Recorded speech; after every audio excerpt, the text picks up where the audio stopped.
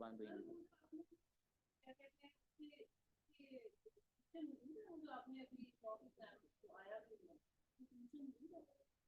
जी miss, इस जो file अभी हमने ओपन की हुई थी वहाँ पे सोल्यूशन भी है इसका। सोल्यूशन उसी फाइल के अंदर ही है। वो मेरा ख्याल है सलमान साहब ने शेयर की हुई है वो वाली फाइल। वैसे वो यहाँ भी पड़ी हुई है लेकिन वो मैंने शेयर करवाई थी ग्रुप में भी। सर अगर रिपीट कर दें क्योंकि सर ये 2 मिनट में सर पहले वॉइस बंद थी सर, जी जी रिकॉर्ड नहीं हुई। अच्छा जी, सॉरी जी, मुझे आइडिया नहीं हुआ कि वॉइस बंद हुई थी, तो दोबारा से ज़रा मैं स्टार्ट कर लेता हूँ। सबसे पहले हम उसने कुछ टॉपिक्स की समरी एक्सप्लेन की हुई है। लाइक सबसे पहले स्ट्रेटजी के बारे में उसने बताया हुआ है कि स्ट्रेटजी हमारी क्या है, लॉन्ग टर्म एम्बिशंस हैं, ऑब्जेक्टिव ऑफ द ऑर्गेनाइजेशन है, और एक्सटर्नल एनवायरनमेंट के अराउंड जो है ये सारी स्ट्रेटजी हमारी मूव कर रही है। लेवल ऑफ स्ट्रेटजी में 3 लेवल ऑफ स्ट्रेटजीज हैं। जैसे हमारे पास एक कॉर्पोरेट है, स्ट्रेटेजिक बिजनेस है, और एक ऑपरेशनल लेवल स्ट्रेटजी। और रैशनल मॉडल ये है कि हम पहले स्ट्रेटजी को एनालाइज करते हैं, फिर उसकी चॉइस करते हैं, और फिर एट द एंड हम उसकी इम्प्लीमेंटेशन करते हैं। आगे उसने बता दिया है कि स्ट्रेटजी जो है वो आपके पास इंटेंडेड है और इमरजेंट स्ट्रेटजी है। और इंटेंडेड स्ट्रेटजी है कि आप एक ड्यू एनालिसिस के बाद आप उस ऐसी स्ट्रेटजी यानी जो आप इम्प्लीमेंट करने लगे हैं, आपने अभी फुली इम्प्लीमेंट की नहीं है, आप उसको इम्प्लीमेंट करने लगे हैं। उसने यहाँ पे बताया हुआ है कि intended strategy the strategy that an organization has set after due analysis and discussion and which it fully intends to implement, यानी उनका पूरा यानी उनका प्रोग्राम है कि उन्होंने इसको इम्प्लीमेंट कर देना है।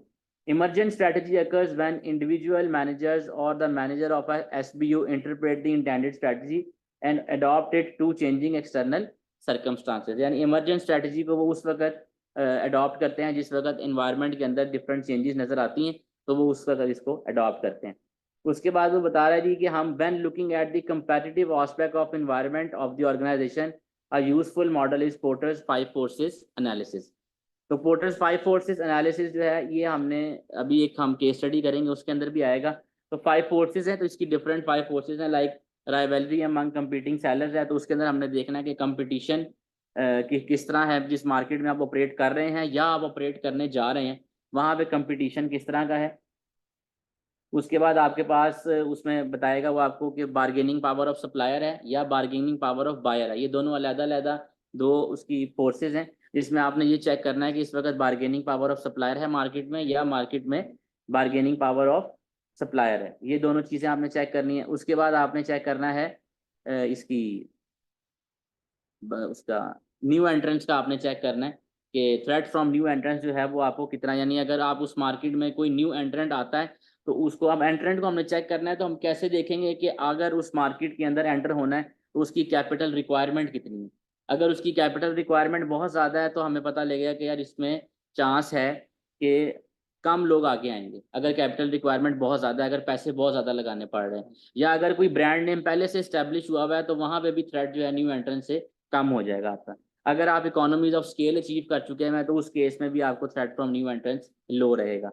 और इसके बाद हमारे पास थ्रेट फ्रॉम सब्स्टिट्यूट प्रोडक्ट है लास्ट हमारा, कि आप जिस प्रोडक्ट में डील कर रहे हैं उसका सब्स्टिट्यूट मार्केट में अवेलेबल है या नहीं है, तो वहां से आपको थ्रेट है या नहीं है।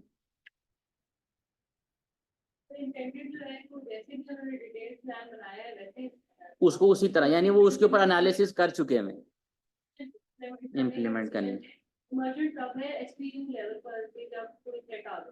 हाँ यानी आप एनवायरनमेंट में, हाँ एक्सटर्नल एनवायरनमेंट में चेंज है, या तो थ्रेट होगा या अपॉर्चुनिटी होगी, चेंज के हिसाब से आप इमरजेंट स्ट्रेटजी को इम्प्लीमेंट करें।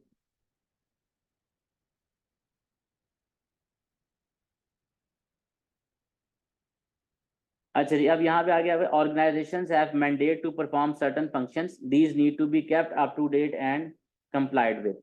ठीक है जी, तो मैंडेट क्या है? मैंडेट आप समझ लें एक तरह का लीगल डॉक्यूमेंट है जहाँ पे ऑर्गेनाइजेशन के लिए जो चीज़ें फॉलो, एक तरह से आप समझ लें जैसे आर्टिकल ऑफ एसोसिएशन भी इसी का पार्ट होता है। तो उसके अंदर लिखा हुआ है कि ऑर्गेनाइजेशन क्या कर सकती है, कितना वो कैपिटल इंट्रोड्यूस करवा सकती है। तो मैंडेट ऐसी चीज़ है जिसको आप इमीडिएटली चेंज नहीं कर सकते। ठीक है, इसके ऊपर एक क्वेश्चन है आपको, वही मैं बता रहा हूँ, मार्च 2024 वाली अटैम्प्ट में इसका भी क्वेश्चन आया हुआ है मैंडेट का और मिशन स्टेटमेंट का। मार्च 2024 वाली अटैम्प्ट के अंदर उसने ये क्वेश्चन पूछा हुआ है। इसमें मॉक में नहीं था, ये 2024 मार्च वाली अटैम्प्ट में मैंडेट और मिशन स्टेटमेंट को उसने डिस्कशन की हुई है। और उसने पूछा हुआ है कि हम मैंडेट को चेंज कर सकते हैं या नहीं चेंज कर सकते, मिशन स्टेटमेंट को क्या कर सकते हैं, यानी मिशन स्टेटमेंट का क्या फ़ायदा हो रहा है या मैंडेट का क्या फ़ायदा, और अगर कोई प्रॉब्लम आ जाए तो मैंडेट और मिशन को आप कैसे साथ चलाएंगे। तो मिशन स्टेटमेंट तो इमीडिएटली चेंज किया जा सकता है, मैंडेट भी चेंज हो सकता है, लेकिन मैंडेट के लिए पर्टिकुलर अप्रूवल की ज़रूरत होती है, उसके बगैर मैंडेट डायरेक्टली आप चेंज नहीं कर सकते।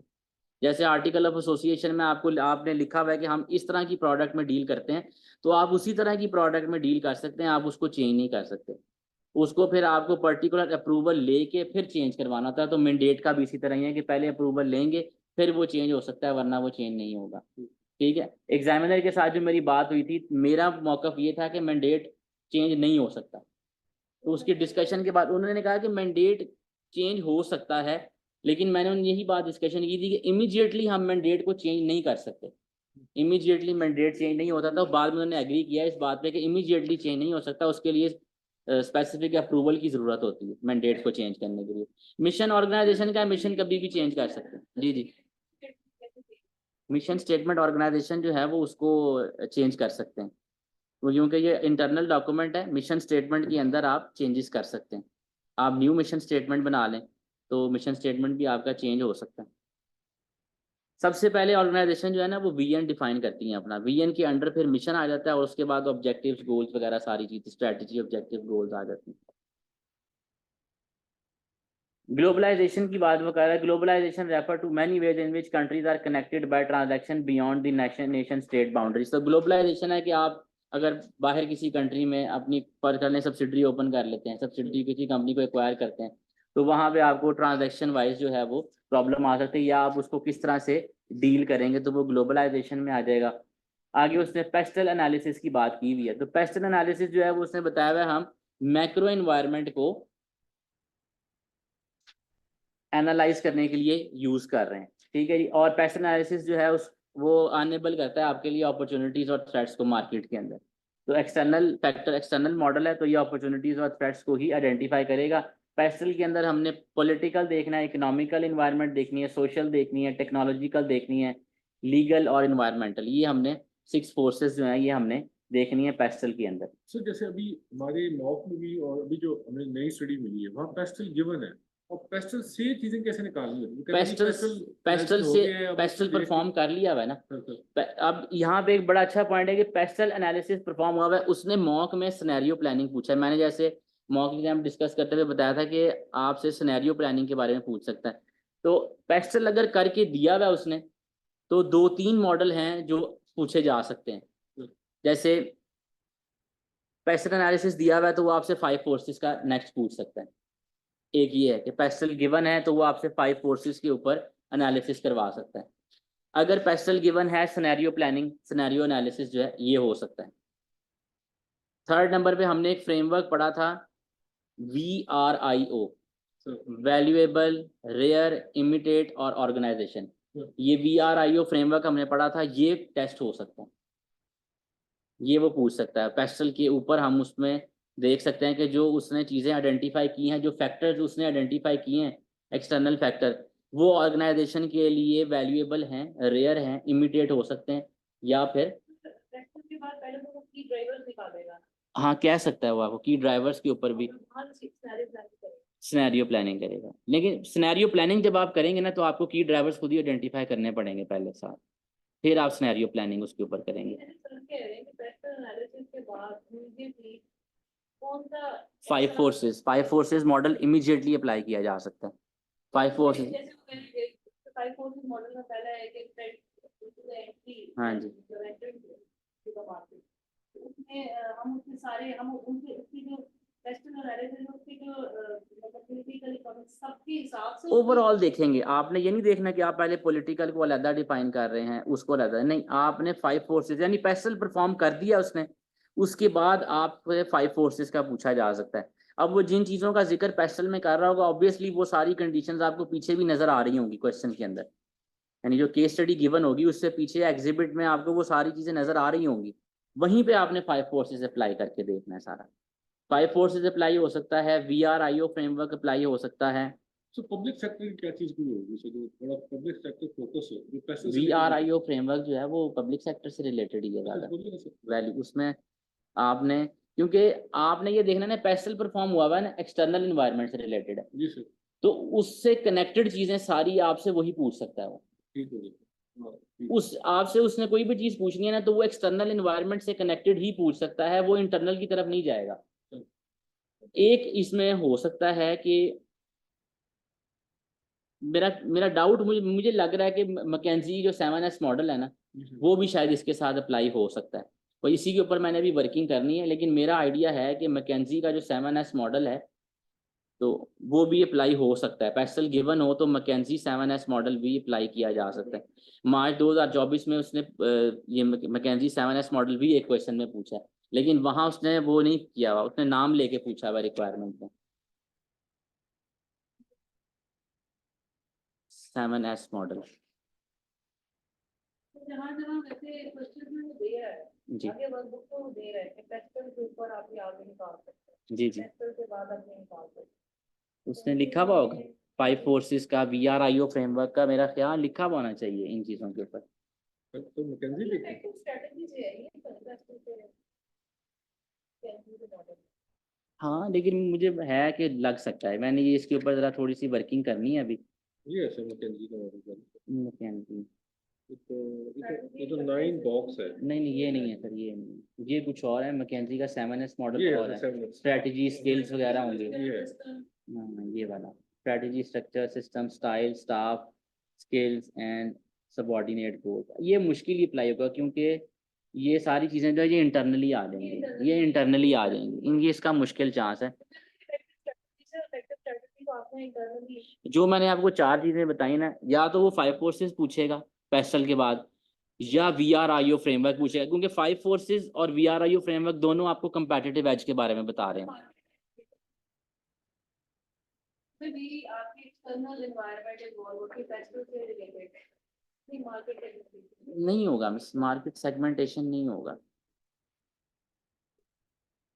क्योंकि हमने जो उसका पेस्टल परफॉर्म किया होगा ना, वहाँ पे हमें कुछ नेगेटिव पॉइंट्स आइडेंटिफाई हो रहे होंगे पेस्टल के थ्रू, तो उसको जब हम एवेल्युएट करेंगे तो वहाँ पे VRIO फ्रेमवर्क जो है ना, वो मेरे ख्याल से बेस्ट सूट करता है। VRIO फ्रेमवर्क सिनेरियो प्लानिंग और जो ये मॉडल अप्लाई कर, क्योंकि पेस्टल उसने दिया हुआ है, इन चीज़ों पे फोकस करना ही करना है हमने, क्योंकि पेस्टल ओरिजिनल केस स्टडी के अंदर गिवन है। तो पोर्ट्रेट ऑफ फ्रेमवर्क जो है 5 फोर्सेस वाला, वैसे तो डायमंड मॉडल भी अप्लाई किया जा सकता है, वो ओरिजिनल है ना, वो भी अप्लाई हो सकता है। फोर्टिस डायमंड मॉडल अप्लाई हो सकता है, VRIO फ्रेमवर्क अप्लाई हो सकता है, scenario analysis and planning.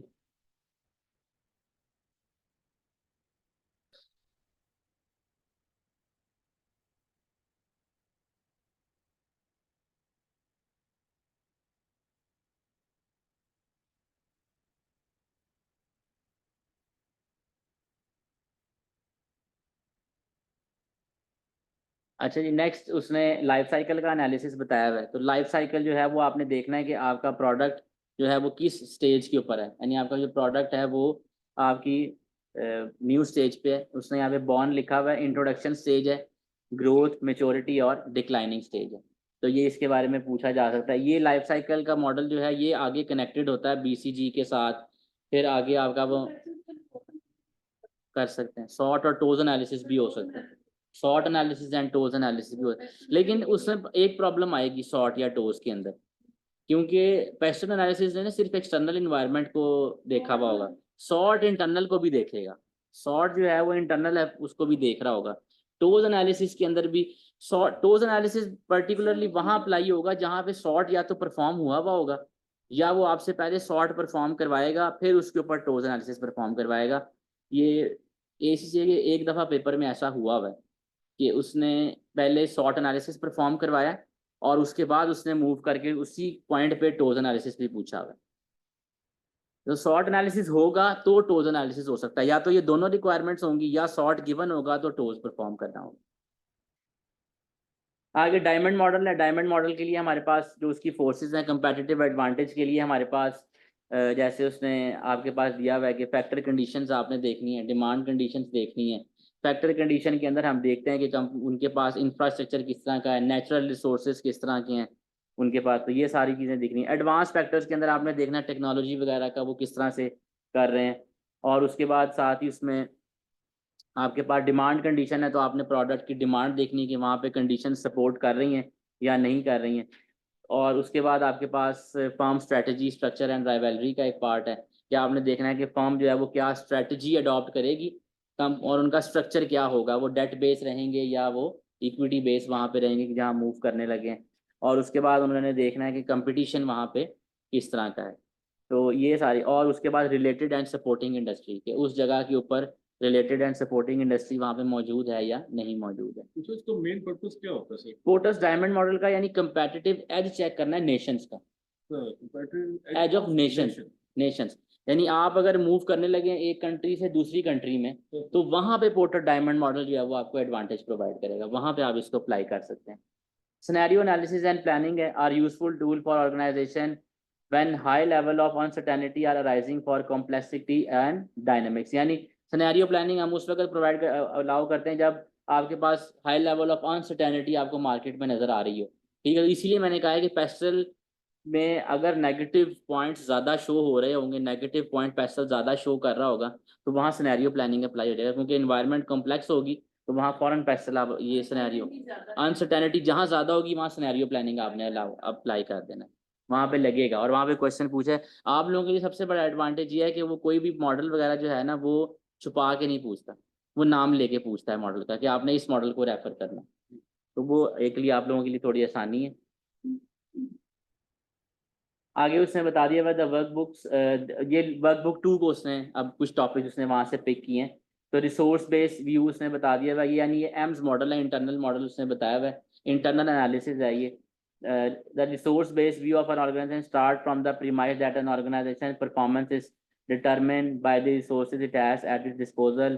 It stresses the role of an organization resources and capabilities as the principal basis of its strategy. If the organization can exploit its unique set of resources and capabilities to develop core competencies, it can gain competitive advantage in a way that it is difficult for competitors to imitate. तो resource based view यही है कि आप अपनी competencies को और अपने resources को इस तरह से डिप्लॉय करें ताकि आपको competitive edge मिल सके, आप competitive advantage ले सकें। तो ये तो एक छोटा बात होगी, इतना ब्रॉडर कॉन्टेक्स्ट रिसोर्स बेस्ड किस स्टेज पे आएगा? स्ट्रेटजी के इंटरनल एनालिसिस के वक्त आएगा, ये एनालिसिस में ही आएगा ये, क्योंकि देखे ना ऑर्गेनाइजेशन की बात हो रही है। ठीक, यहाँ पे उसने कंपटीशन की बात की है, लेकिन उसने बताया हुआ है कि आप अपनी रिसोर्सेज और कॉम्पिटेंसीज जो हैं, कैपेबिलिटीज हैं, उनको किस तरह से यूज करेंगे कंपेटिटिव एडवांटेज लेने के लिए। तो वो ये इसकी बात कर रहा है। कैपेबिलिटीज के बारे में उसने बता दिया है कि are an integrated and coordinated set of actions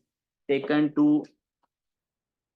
deploy resources to achieve a specific task or a desire and state. They enable an organization to exploit these resources and can be source of organization core competencies. तो capabilities आपकी integrated या coordinated actions हैं जो आपने किसी specific task को achieve करने के लिए आपने use करना है, यानी आपकी capability यानी सलाहियत है कि वो किस तरह से उस चीज़ को fulfill करते हैं।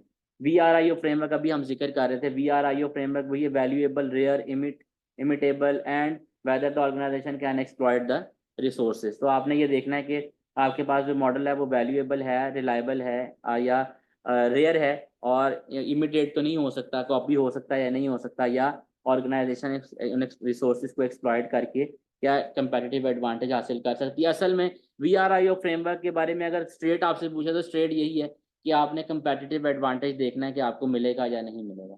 वही पोर्टर्स 5 फोर्सेस वाली ही कैरेक्टरिस्टिक्स हैं, बस उसने डिफरेंट कैटेगरी बता दी है। ये उसने बिल्कुल लास्ट लाइन में लिखा हुआ है कि when all of the VRIO elements framework are fulfilled the organisation can achieve a sustained competitive advantage and be able to innovate and dominate in the market.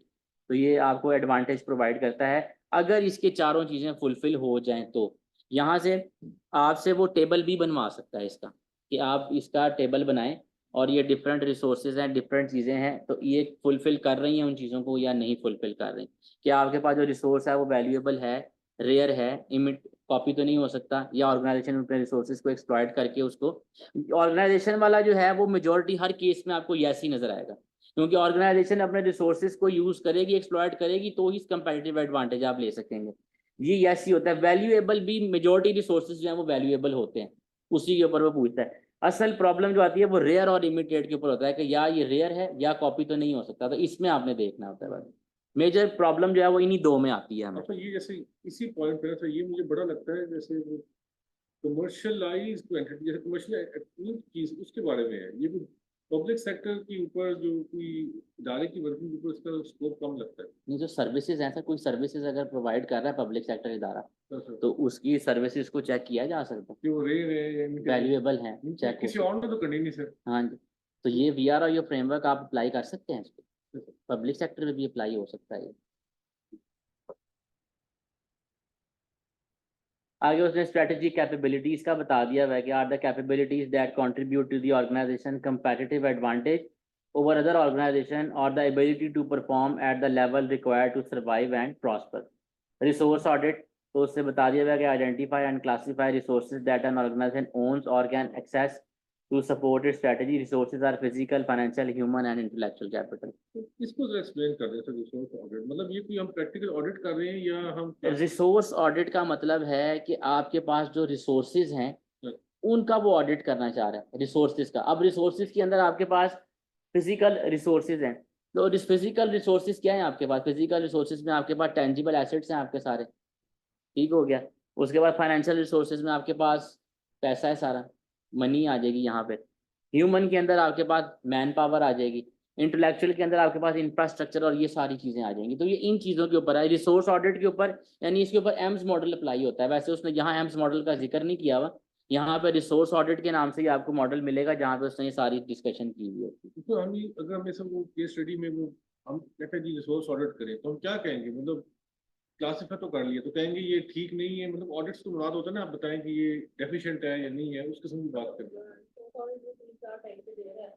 ये इन चारों को देखना आपने, ये जो चार दिए हैं, physical, financial, human and intellectual capital, यानी यहाँ पे आपके रिसोर्सेज का ऑडिट हो रहा है यहाँ पे। यानी वो आपको आपने चेक करना है कि आपके पास जो रिसोर्सेज अवेलेबल हैं क्या वो आपको स्ट्रेटेजी अचीव करने में हेल्प करेंगे।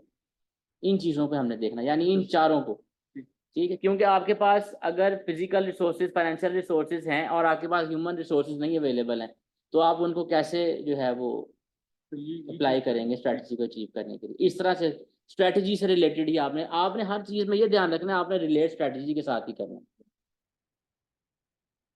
उसके बाद वैल्यू चेन है। वैल्यू चेन जो है वो हमारे पास एक्टिविटीज हैं कि आप सीरीज ऑफ काफ़ी सारी एक्टिविटीज आप एक साथ परफॉर्म करें जो कस्टमर की नज़र में एक आपके लिए वैल्यू क्रिएशन हो आपकी कस्टमर की नज़र में। तो ये आपके पास वैल्यू चेन है, यानी आपके पास ऐसी एक्टिविटीज़ हैं जो वैल्यू ऐड करती हों। वैल्यू चेन एनालिसिस के अंदर आपके पास जो है प्राइमरी और सपोर्टिंग एक्टिविटीज़ हैं। प्राइमरी एक्टिविटीज़ इनबाउंड लॉजिस्टिक्स हैं, और आपके पास ऑपरेशंस हैं, आउटबाउंड लॉजिस्टिक्स हैं, मार्केटिंग एंड सेल्स हैं, और सर्विसेज हैं। ये 5 पॉइंट हैं, ये प्राइमरी एक्टिविटीज़ हैं। इसी तरह हमारे पास सेकेंडरी एक्टिविटीज़ भी हैं, सपोर्ट एक्टिविटीज़ हैं। वो सारी सपोर्टिंग एक्टिविटीज़ जो हैं वो आपकी प्राइमरी एक्टिविटीज़ को ही सपोर्ट कर रही हैं। वैल्यू चेन का मॉडल है ये, मैंने अभी तक देखा नहीं कहीं पे उसने आप लोगों के पेपर्स में कहीं कभी पूछा उसने वैल्यू चेन का मॉडल, अभी तक टेस्टिंग नज़र नहीं आई। यानी वो आपसे आपको कुछ दिखा, यानी यहाँ पे ऐसा हो सकता है कि वो कोई पब्लिक सेक्टर ऑर्गेनाइजेशन ले और उसके बारे में आपको डिफरेंट उनकी ऑपरेशंस के बारे में हर चीज़ बताए कि वो मटेरियल कैसे पिकअप कर रहे हैं, मटेरियल को कैसे इन कर रहे हैं, मटेरियल को प्रोसेस कैसे कर रहे हैं, उसको आउट कैसे कर रहे हैं, उसको सेल करने के लिए क्या चीज़ें कर रहे हैं, या आप आफ्टर सेल सर्विसेज कुछ प्रोवाइड कर रहे हैं। इस तरह की सारी चीज़ें दी हुई होंगी तो आपने वहाँ परफॉर्म करना होता है ये वैल्यू चेन, यानी ये इंटरनल एनालिसिस है आपका सारा। उसके बाद वो बता रहे हैं जी organisation value chain is part of a value system, a larger stream of external activities in which the organisation value chain is embedded. अब वैल्यू सिस्टम क्या है? आपकी एक्सटर्नल एक्टिविटीज है जिसके अंदर आपका वैल्यू चेन जो है वो ओवरऑल सारे का सारा एम्बेड हुआ हुआ है। These networks connect different value chains from different organizations and build relationship between them. तो ये वैल्यू चेन हमने दो नहीं पढ़े थे, एक पब्लिक सेक्टर का अलग था कोई कहानी इसकी, पहले उसने प्राइवेट सेक्टर की बात की थी, उसके बाद उसने पब्लिक सेक्टर की बात की। नहीं, वो टच तो उसने हर मॉडल के साथ ही पब्लिक सेक्टर को किया हुआ है, वो उसने हर मॉडल को टच किया हुआ है, सेपरेट नहीं था। जैसे सेपरेट हमने कुछ पढ़ा था तो हमने एक बीसीजी मैट्रिक्स पढ़ा था, वो उसने बताया था कि ये प्राइवेट सेक्टर में, कॉर्पोरेट सेक्टर में ज़्यादा अप्लाई होता है। उसी के साथ उसने एक और मैट्रिक्स दिया हुआ था, मुनतरानी मैट्रिक्स के नाम से था, ये मैं वैल्यू चेन वो पब्लिक सेक्टर के ऊपर अप्लाई होता है। ठीक है ना, वो पब्लिक सेक्टर पे अप्लाई होगा। तो वैल्यू चेन लिखा है, आगे चल आगे आगे चल पड़ा। नहीं, वैल्यू चेन के साथ कुछ भी अटैच नहीं था, ठीक है सर। वैल्यू चेन के साथ कोई भी चीज अप्लाई नहीं हो रही थी।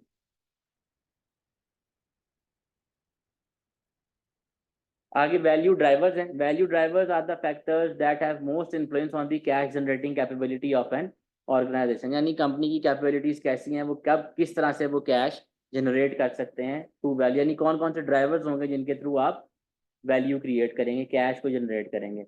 बेंचमार्किंग, बेंचमार्किंग मैं आपको बता दूं एग्जामिनर का मोस्ट फेवरेट टॉपिक मुझे लगा है, क्योंकि ये बार बार पूछा गया। बेंचमार्किंग जो है वो काफ़ी दफ़ा मैंने देखा उसने पूछा हुआ है। 20 वो मार्च 2024 वाली अटैम्प्ट में भी उसने बेंचमार्किंग, इस मॉक में भी था, मार्च 2024 की अटैम्प्ट में भी उसने पूछा हुआ। तो बेंचमार्किंग उसने बता दिया। बेंचमार्किंग क्या है कि आप अपनी परफॉर्मेंस को अब एक ऑर्गेनाइजेशन की परफॉर्मेंस के साथ मैयर कर रहे हैं। बेंचमार्किंग उसने बता दिया वह इंटरनल और एक्सटर्नल भी है। ठीक है, इससे पहले जो हमारे पास बेंचमार्किंग है, एक हमारे पास होती है हिस्टोरिकल बेंचमार्किंग जो मेजर है, ये उसने पूछा है। हिस्टोरिकल बेंचमार्किंग में आप अपना ही हिस्टोरिकल डाटा जो है वो यूज़ करते हैं, और उसके साथ इंटरनल है कि आपने अपने ही डाटा के साथ अपनी परफॉर्मेंस को कंपेयर करना है। एक इंडस्ट्री की बेंचमार्किंग होती है कि आप इंडस्ट्री से पर्टिकुलर कंपेटिटर्स को पिक करते हैं और उनके साथ अपनी परफॉर्मेंस को कंपेयर करते हैं। और उसके बाद आती है बेस्ट इन क्लास, यानी आप जिस मार्केट के अंदर हैं वहाँ पे बेस्ट कंपनी जो है, बेस्ट आपका कंपेटिटर जो है, आप उसको पिक करेंगे और उसके साथ अपनी परफॉर्मेंस को कंपेयर करेंगे। ये 3 पॉइंट्स हैं, ये तीनों आपने उसने आज लिखा हुआ है at the end. External include industry sector benchmarking and best in class, और ऊपर उसने बताया हुआ होगा इंटरनल के, इंटरनल और एक्सटर्नल टू दी ऑर्गेनाइजेशन। तो इंटरनल आपके पास वही है जो आपका हिस्टोरिकल डाटा है, एक्सटर्नल के अंदर आपके पास इंडस्ट्री है और बेस्ट इन क्लास बेंचमार्किंग है। और उसने अ प्रोडक्ट और सर्विस एट डिफरेंट स्टेजेस, वो दोबारा उसने लाइफ साइकिल की बात कर ली हुई है। इंट्रोडक्शन, ग्रोथ, मेच्योरिटी और डिक्लाइन स्टेज है। Boston matrix and its public sector equivalent the Montanari matrix are tools for assessing the performance of current product and services. तो यहाँ पे बीसीजी मैट्रिक्स जो है वो यहाँ पे उसने जो नई केस स्टडी है मेरे जेहन में नहीं है, उसने दी हुई है कोई प्रोडक्ट्स की डिटेल दी हुई है डिफरेंट प्रोडक्ट्स की, जो लेटेस्ट केस स्टडी है हमारी, अगर उसके अंदर होगी। तो मुझे तो लग रहा है कि ये जो पहले वाला काम है ना सर, उसमें ये कंप्लीट हो जाए तो उससे पहले वैल्यू ड्राइवर्स के ऊपर मेरे पास सवाल है। जी आप बताएं, अभी हम उस पर आए नहीं सर है। जैसे सब वैल्यू ड्राइवर्स में जो सेकंड लाइन लिखी हुई है ये सब मुझे बड़ी रेलेवेंट लग रही है। इन पब्लिक सर्विसेज हाँ क्योंकि सर वो फॉरेस्ट्री एजेंसी है ना, वो जी जी, वो उसने पब्लिक काम सेक्टर ऑर्गेनाइजेशन ही है वो भी। जिसने कोई सर्विस प्रोवाइड करनी है, जी जी जो भी उसकी है sir. Value drivers are factors that have most influence on the ability to provide best value services. इसकी सर कोई मैं वो कह सकता है कि आप कौन से वो वैल्यू ड्राइवर्स हैं इन द स्पेसिफिक केस, क्योंकि वो सारा मुझे इसके इर्द गिर्द ही रिवॉल्व होता नजर आ रहा है। मैंने सब एक दफा केस स्टडी को गो थ्रू पढ़ा था उसके ठीक मुझे है। useful लगा। वैल्यू ड्राइवर्स में आपने असल में आपने उसकी ना देखे डेफिनेशन के अंदर उसने बताया हुआ है factors that have most influence on the cash generating capability of an organisation. तो आपने ये देखना है कि कौन कौन से ऐसे फैक्टर्स हैं जो इन्फ्लुएंस कर रहे हैं कंपनी की कैश जनरेटिंग कैपेबिलिटी को, वो वैल्यू ड्राइवर्स आपने वो अगर वो देगा तो बड़ा आसान काम होगा ये, अगर वो देता है। यानी आपने वो आइडेंटिफाई करना है जो इन्फ्लुएंस कर रहे होंगे कैश जनरेटिंग कैपेबिलिटी, कोई लाइसेंस भी है, कुछ भी हाँ हो सकता कोई उनकी सब कोई उनके साथ वो जो कैंपिंग फी है, ब्ला ब्ला इस किस्म की।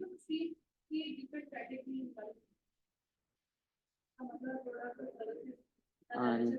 आ सकता है, और प्रोडक्ट अगर डिफरेंट। हाँ जी, ये बेंचमार्किंग आएगा पेपर में, आप देखिएगा।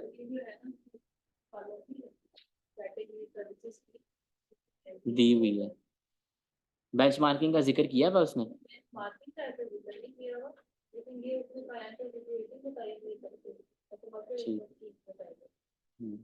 ये डिफरेंट प्रोडक्ट्स नहीं दी हुई इसका मतलब उसने, अगर डिफरेंट प्रोडक्ट्स। हाँ सर्विस आपके लिए तो सर्विसेज ही अप्लाई होंगी ना। आप लोगों को अगर आएगा ना तो बीसीजी मैट्रिक्स नहीं आएगा आपको, वो सेकंड वाला आएगा मोंतनानी मैट्रिक्स, ये क्योंकि पब्लिक सेक्टर से रिलेटेड यही है और है बिल्कुल बीसीजी मैट्रिक्स ही। आप बीसीजी मैट्रिक्स को जेन में रख के इसको सॉल्व कर सकते हैं।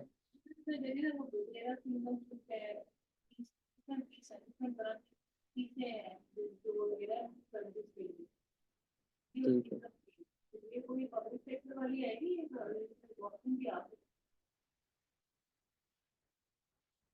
इनकम स्ट्रीम उसने बताई हुई है, उसके अंदर उसने बताया हुआ है कि किन किन कौन कौन से सोर्सेज हैं। तो merchandise and stock, hmm, forest cost और ये यहाँ पे बीसीटी भी लग सकता है और वो भी लग सकता है, यानी वो दोनों में से कोई भी टूल आपसे पूछ सकता है। इसके ऊपर हम डिस्कशन करेंगे, ये लगेगा इसके ऊपर। मेरा आइडिया है कि ये मैट्रिक्स यहाँ पे अभी हमने देखना है। मैंने भी अभी हल्की सरसरी देखी है केस स्टडी, तो अभी कल मैं इसके ऊपर पूरा ओवरव्यू इसका करूंगा। यहाँ पे उसने, यहाँ से आपको पता लग जाएगा कि वो मार्केट शेयर की या ग्रोथ की अगर बात कर रहा है ना, तो हमें फौरन पता लग जाएगा कि दोनों में से कोई एक मॉडल अप्लाई होगा। आगे जी वो बता रहा है कि the assessing an organisation culture is a vital part of analysing potential strength and weaknesses. This include model such as cultural frame of references such in cultural levels and the cultural web and Handy's cultural types. तो ये culture के ऊपर है ये 4 points. ज्यादा बुकिशी होगा ये, क्योंकि इसके अंदर उसने जैसे वो सचिन का कल्चर लेवल था, वो 3 लेवल थे उसके, वो आपने यहाँ पे डिफाइन करने हैं कि उसके अंदर। तो देखिएगा यहाँ पर उसने किया हुआ होगा।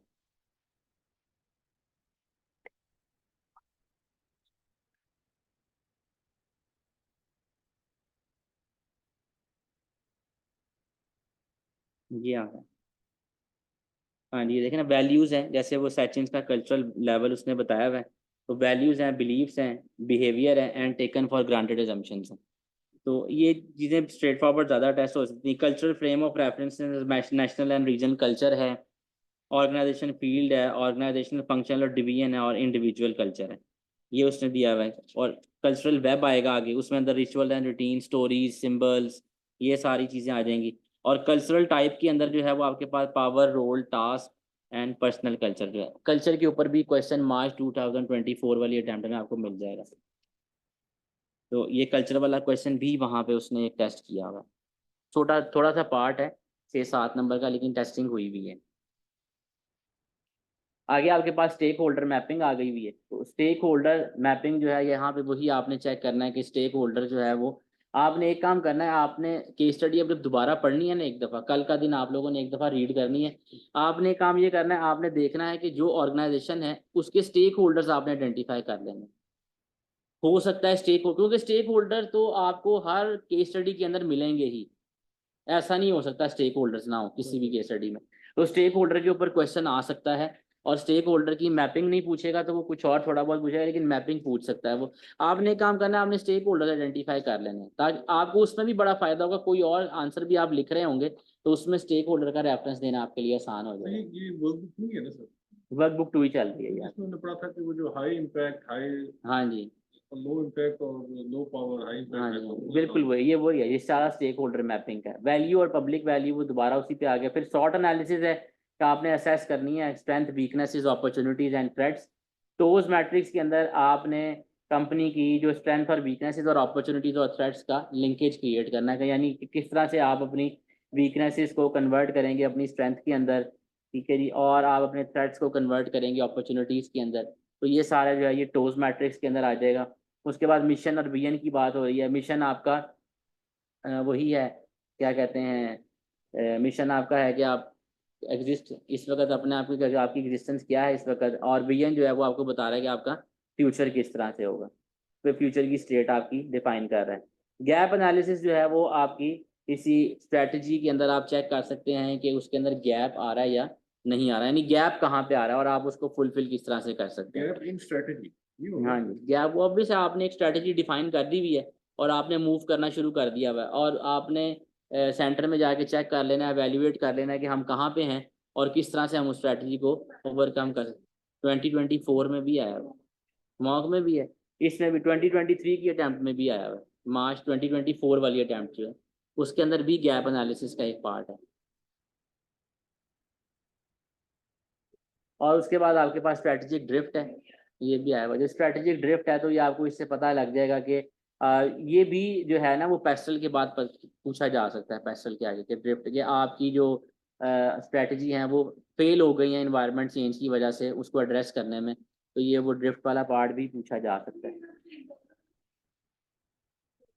स्ट्रेटेजिक ड्रिफ्ट, स्ट्रेटेजिक ड्रिफ्ट तो आपके पॉलिसी वो कर नहीं रहे हैं, उसकी स्टेजेस हैं, कंप्लेसेंसी है ना। यानी ऑर्गेनाइजेशन ने जो स्ट्रेटजी बनाई हुई है ना, एक्सटर्नल एनवायरनमेंट के अंदर जो चेंजेस आई हैं, आपकी स्ट्रेटजीज उनको एड्रेस करने में फेल हो गई हैं, ये स्ट्रेटजिक ड्रिफ्ट है। is defined as the progressive failure of existing strategy to address the competitive position of the organization। यानी जो बाहर मार्केट के अंदर जो इन्वायरमेंट के अंदर चेंजेस आ रहे हैं, आपकी स्ट्रेटजीज उनको एड्रेस करने में फेल हो गई, आगे रिलेट करेगा ये, तो ड्रिफ्ट वहां पे आ जाएगी, तो स्ट्रेटजिक ड्रिफ्ट भी वहां पे अप्लाई की जा सकती है। ये उसने कुछ 2 वर्क बुक्स के हमें बताए हुए थे, यानी उसने डेफिनेशंस वगैरह हमारे साथ डिस्कस की हुई थी। अब वो मूव कर रहा है केस स्टडी के ऊपर। मैंने आपको पहले बताया था कि केस स्टडीज जो हैं वो इस तरह से हैं कि ये शॉर्ट केस स्टडीज हैं, ये फुल फ्लैज केस स्टडीज नहीं है, लेकिन यहाँ से भी बहुत अच्छी नॉलेज गैदर की जा सकती है। अच्छा जी, तो ये प्री सीन मटेरियल के नाम से ये यो आपका रोल क्या है, you are a CIPFA accountant on secondment of to a multidisciplinary team evaluating provision for care homes in Buckingham District Council area. Currently, they are all owned and operated by private companies. Buckingham District Council want to take an informed decision as to whether to run its own care homes or on what basis, in addition to or instead of care homes provided by private companies operating on a commercial basis. Exhibit 1 के अंदर उसने बता दिया हुआ है Buttingham district council care home provision की information है, और एग्जिबिट 2 के अंदर minutes of the meeting regarding the provision of care homes. तो उसने बता दिया हुआ है, 2 आपके पास एग्जिबिट है, इन 2 एग्जिबिट के ऊपर ही है क्वेश्चन सारा। Martland is a small country in Europe where English is a strong second language. Its healthcare is primarily delivered by the Martland National Health Service, which is funded by employers, and the self-employed, each of whom makes specific contribution on a monthly or quarterly basis. All citizens of Martland are entitled to free medical treatment and care via MNHS. People in need of longer-term care for medical reasons such as dementia or recuperation from surgery can seek a place in a care home run by their local authority. Alternatively, they can seek financial support from their local authority to receive care in a care home that is privately owned and operated. Martland Ministry of Health is responsible for establishing the overall framework for the provision of healthcare. This includes legislation on the organization and provision of medical and care services. Each of the 4 administrative regions of Martland receive funding from the central government and has responsibility for providing medical and care service in their region via a number of local authorities. इस तरह की information जो है case study के अंदर बहुत important है कि पब्लिक सेक्टर ऑर्गेनाइजेशन है तो वो फंडिंग कहाँ से जनरेट कर रहे हैं। तो ये ऐसा है कि केस स्टडी में आपको कहीं पर नजर आए फंडिंग जहाँ से जनरेट हो रही है, आपने आइडेंटिफाई कर लेना। तकरीबन हर जगह लिखा होता है। हाँ जी, ये मेजर सोर्स होगा केस स्टडी के अंदर, आपने ये फौरन आइडेंटिफाई कर लेना। ये आपने पॉइंट जेन में फंडिंग का कि पब्लिक सेक्टर ऑर्गेनाइजेशन जो है वो फंडिंग्स कहाँ से जनरेट कर रहे हैं, हमें पता चलेगा सर, वो तुमने कर लिया था। यानी केस स्टडी के अंदर बहुत सारी जगहों पे आप इजी हो जाएंगे उस चीज को, यानी आप एक साइड पे लिखा हुआ होगा।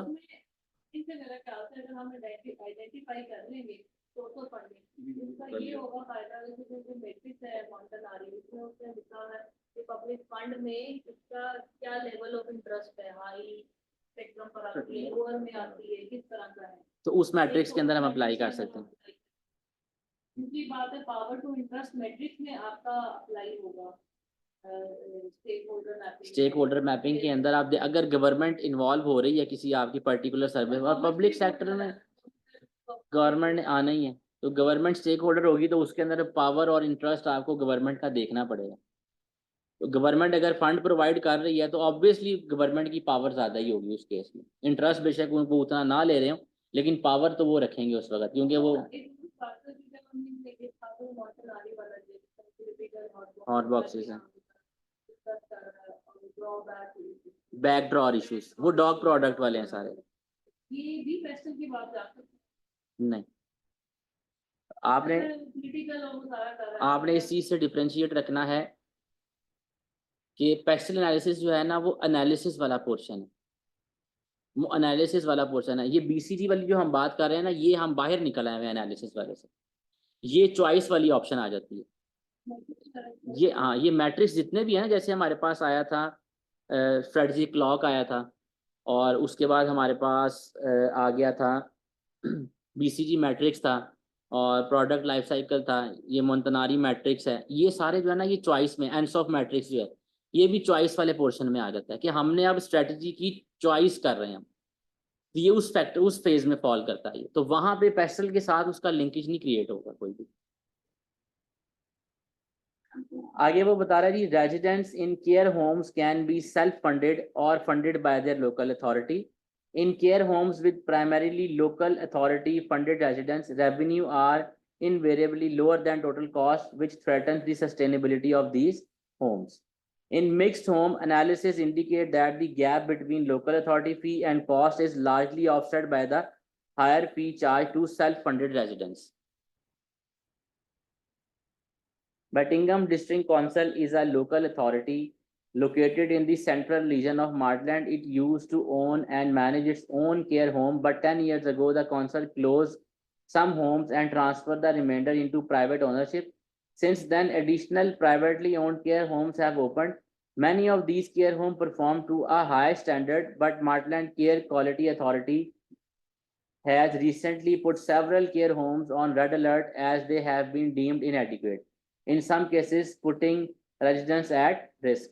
Buckingham District Council is now considering either buying the privately owned care homes and operating them with their own staff, or opening new homes that it owns and operate. Various options are being explored. तो यहाँ पे अब देखें, उसने बता दिया है कि CQA अथॉरिटी है, उसने कुछ जो प्राइवेट इदारे हैं, उन जो केयर होम्स हैं वहाँ पे उन्होंने चेक किया, और वो बता रहे हैं कि इनकी जो कुछ केसेस ऐसे हैं जो बिल्कुल रिस्क पे यानी बंद हो सकते हैं, या वो पब्लिक सेक्टर उनको एक्वायर कर लेगी। तो उन्होंने कहा कि वो डिस्ट्रिक्ट काउंसिल जो है वो इस वक्त इस कोशिश में है कि या तो वो प्राइवेटली ओन्ड जो है उनको बाय कर लें, और या फिर अपना स्टाफ वहाँ पे भेजेंगे वो उसको ऑपरेट करें, और या फिर वो कोशिश कर रहे हैं कि कुछ नए होम्स जो हैं वो आप आइडेंटिफाई कर सकें। की data for the catchment area of Buckingham District Council: number of residents 1,44,000, number of care homes 63, of which 99 offer dementia care. ये dementia ये आप कह सकते हैं कि कोई ये तो नहीं बीमारी। जी सर, हाँ ये भूलने की बीमारी है ये, उसमें यानी आप भूल जाते हैं चीज़ों, आपको याद नहीं रहती,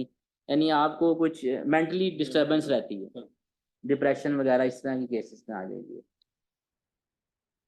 आगे उसने एग्जिबिट 2 दिया हुआ, memo regarding the reopening of council care homes. तो आगे मीटिंग अटेंडेंस में उसने बता दिया है कि जो स्प्रिंग है head of team evaluating the current provision of care home in Buttingham, councillor Fred Johns chair of Buttingham district council health and wellbeing committee, Jenny King director of social care Buttingham district council, Nina Patel head of care quality authority Martland Central Region. You are CIPFA accountants seconded to the team evaluating the provision of care homes in Buckingham.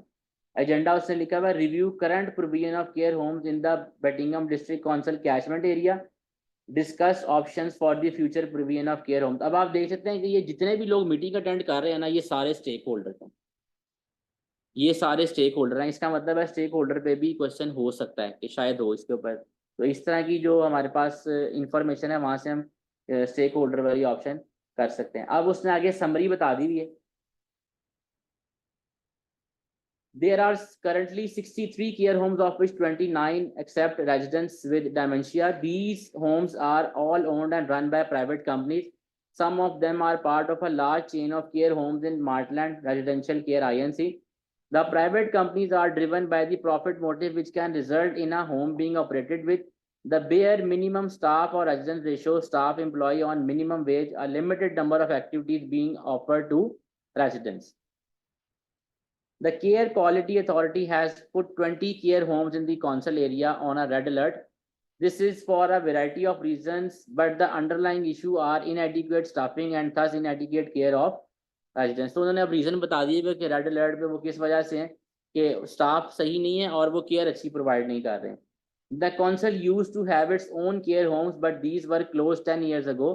Some were sold to private operators as going concern, and others were sold to private developers who converted them into apartments to be sold to the over 50s. The council is considering opening new care homes and are taking steps to buy and operate some of the private care homes. The absence of a profit motive would potentially enable the council to provide a better level of care through hiring staff on higher wages and encouraging them to make a longer term career in the care sector. आगे उसने फिर बता दिया, वो दोबारा उसने शायद discuss किया हुआ सारा, उसने दोबारा डिस्कस किया हुआ। आगे उसने ईमेल लिखी हुई है, ईमेल के अंदर लिखा हुआ staffing of care homes in Buttingham. Further to our discussion on 15th April 2002, I would like to reiterate the concern I expressed about potential staffing issue if the council decide to own and operate its own care homes. Email from Councillor Jones regarding staffing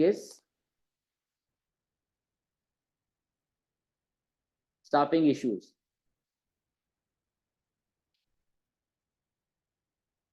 I fully understand and endorse the need to provide a high standard of care for residents in our area who are in need of care, which cannot be provided in an at-home setting.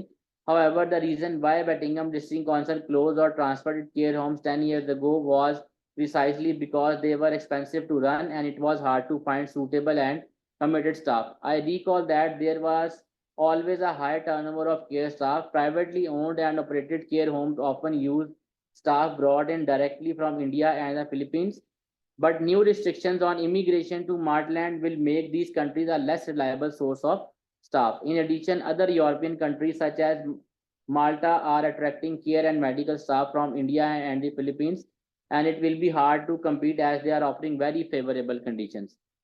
Other sources of staff include Eastern European countries, but many are returning from Martland to their own country as economies in Eastern Europe improve. Finally, the policy of the council is to employ staff who are already living in Martland as far as possible. Caring has never been a sought after career for the people in Martland. I just feel we risk facing the same issue as the private care homes are facing unless we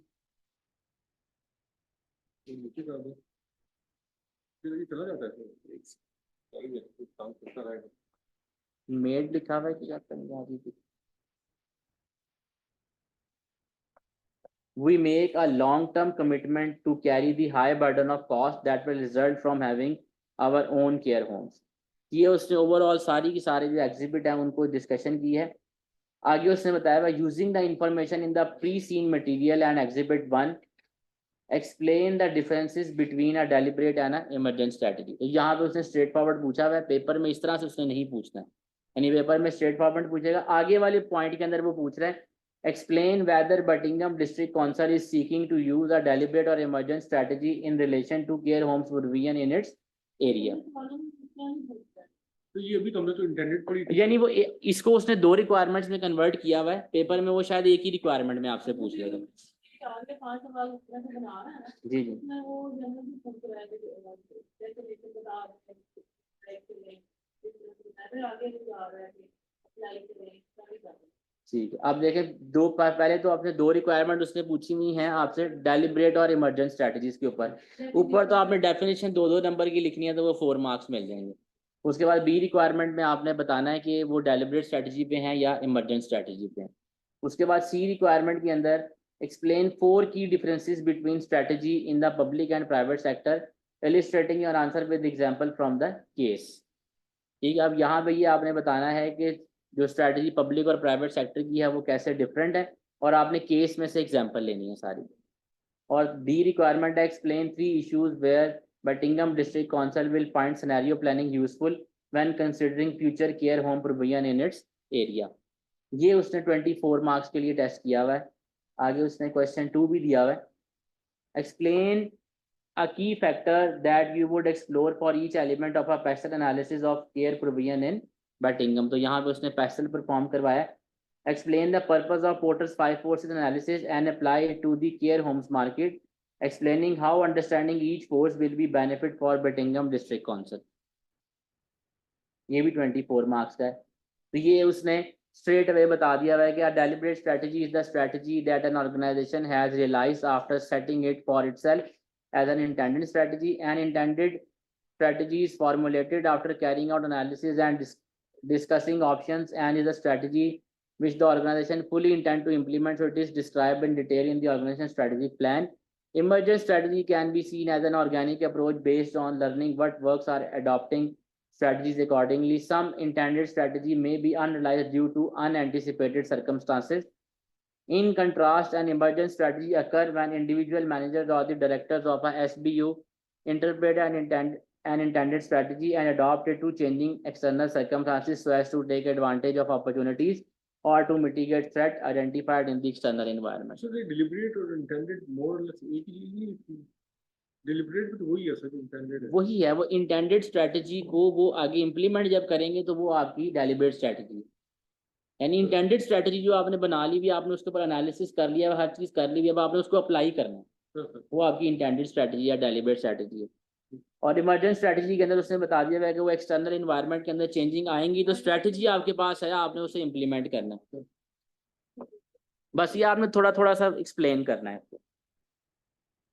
अब ये एक important point हमारे पास आ गया. उसने बता दिया है कि आपने बताना है कि जो बेटिंगम डिस्ट्रिक्ट काउंसिल है वो क्या कर रहा है, वो डेलिब्रेट स्ट्रेटजी के ऊपर है या वो इमरजेंट स्ट्रेटजी के ऊपर है. कौन सी लग रही है? इमरजेंसी लग रही है सर. Emergent है. Given that Buckingham District Council has pulled together a multidisciplinary team to evaluate care homes in its area that are currently all owned and operated to private companies and want to take an informed decision as to whether to start running its own care homes and on what basis, it would be fair to say that at this stage they are developing an intended strategy and in time will seek to turn into a deliberate strategy.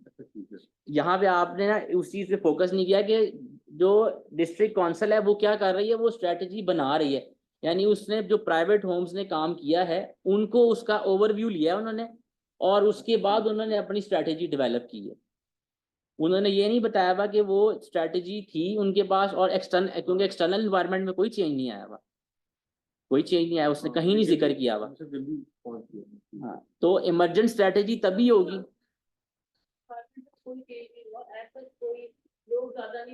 कुछ भी नहीं हुआ, नहीं है. क्योंकि जो problem आ रहा है वो उनका इंटरनल है, इंटरनल मैनेजमेंट का प्रॉब्लम, स्टाफिंग और नेगेटिव. आपने इस चीज से आइडेंटिफाई करना है. उसने एक जगह पे केस स्टडी में लिखा हुआ था कि ये जो डिस्ट्रिक्ट काउंसिल है वो क्या कर रही है, वो चाह रही है कि प्राइवेट सारों को वो ओन कर लें या फिर वो स्टाफ वगैरह चेंज करें. तो ये क्या है, ये आपकी डेलिब्रेट स्ट्रेटजी, यानी आप इंटेंड आप करना चाह रहे हैं, वो अभी किया नहीं आपने, तो ये क्लियरली पता लग रहा है कि ये डेलिब्रेट स्ट्रेटजी आप यानी चाह रहे हैं कि आप अभी करना चाह रहे हैं वो भाई. ठीक है, ये 4 नंबर चले जाने थे यहाँ से, अगर आप यहाँ इमरजेंट लिखते तो सारी कहानी खत्म हो जाएगी.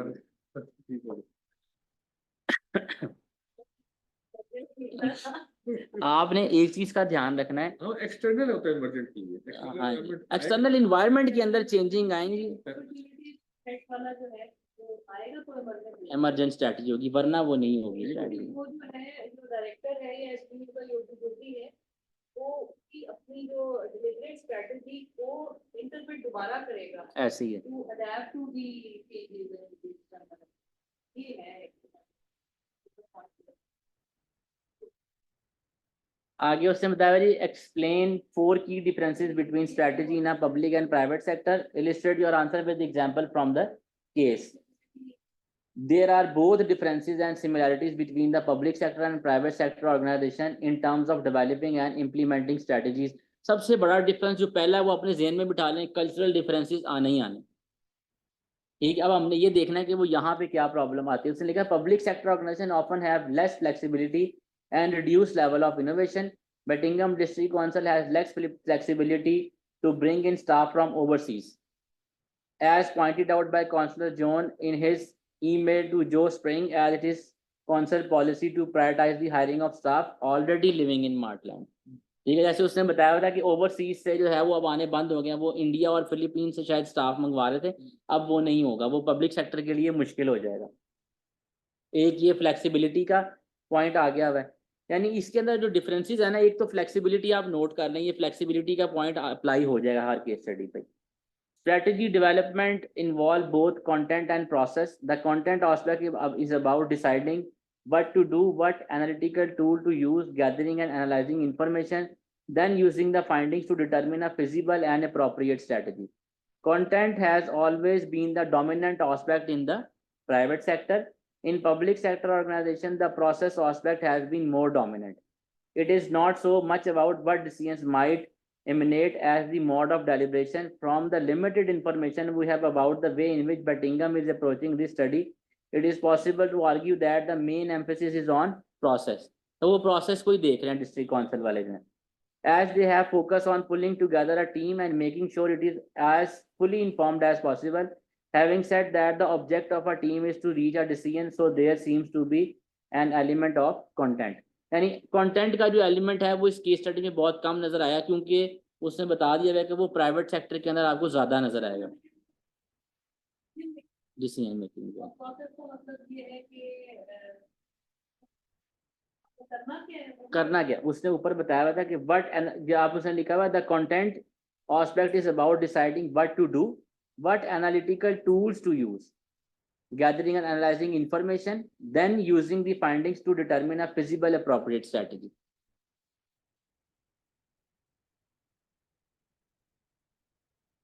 अभी ये वही चल रहा है. In the public sector there are often more stakeholders to consider during strategy development.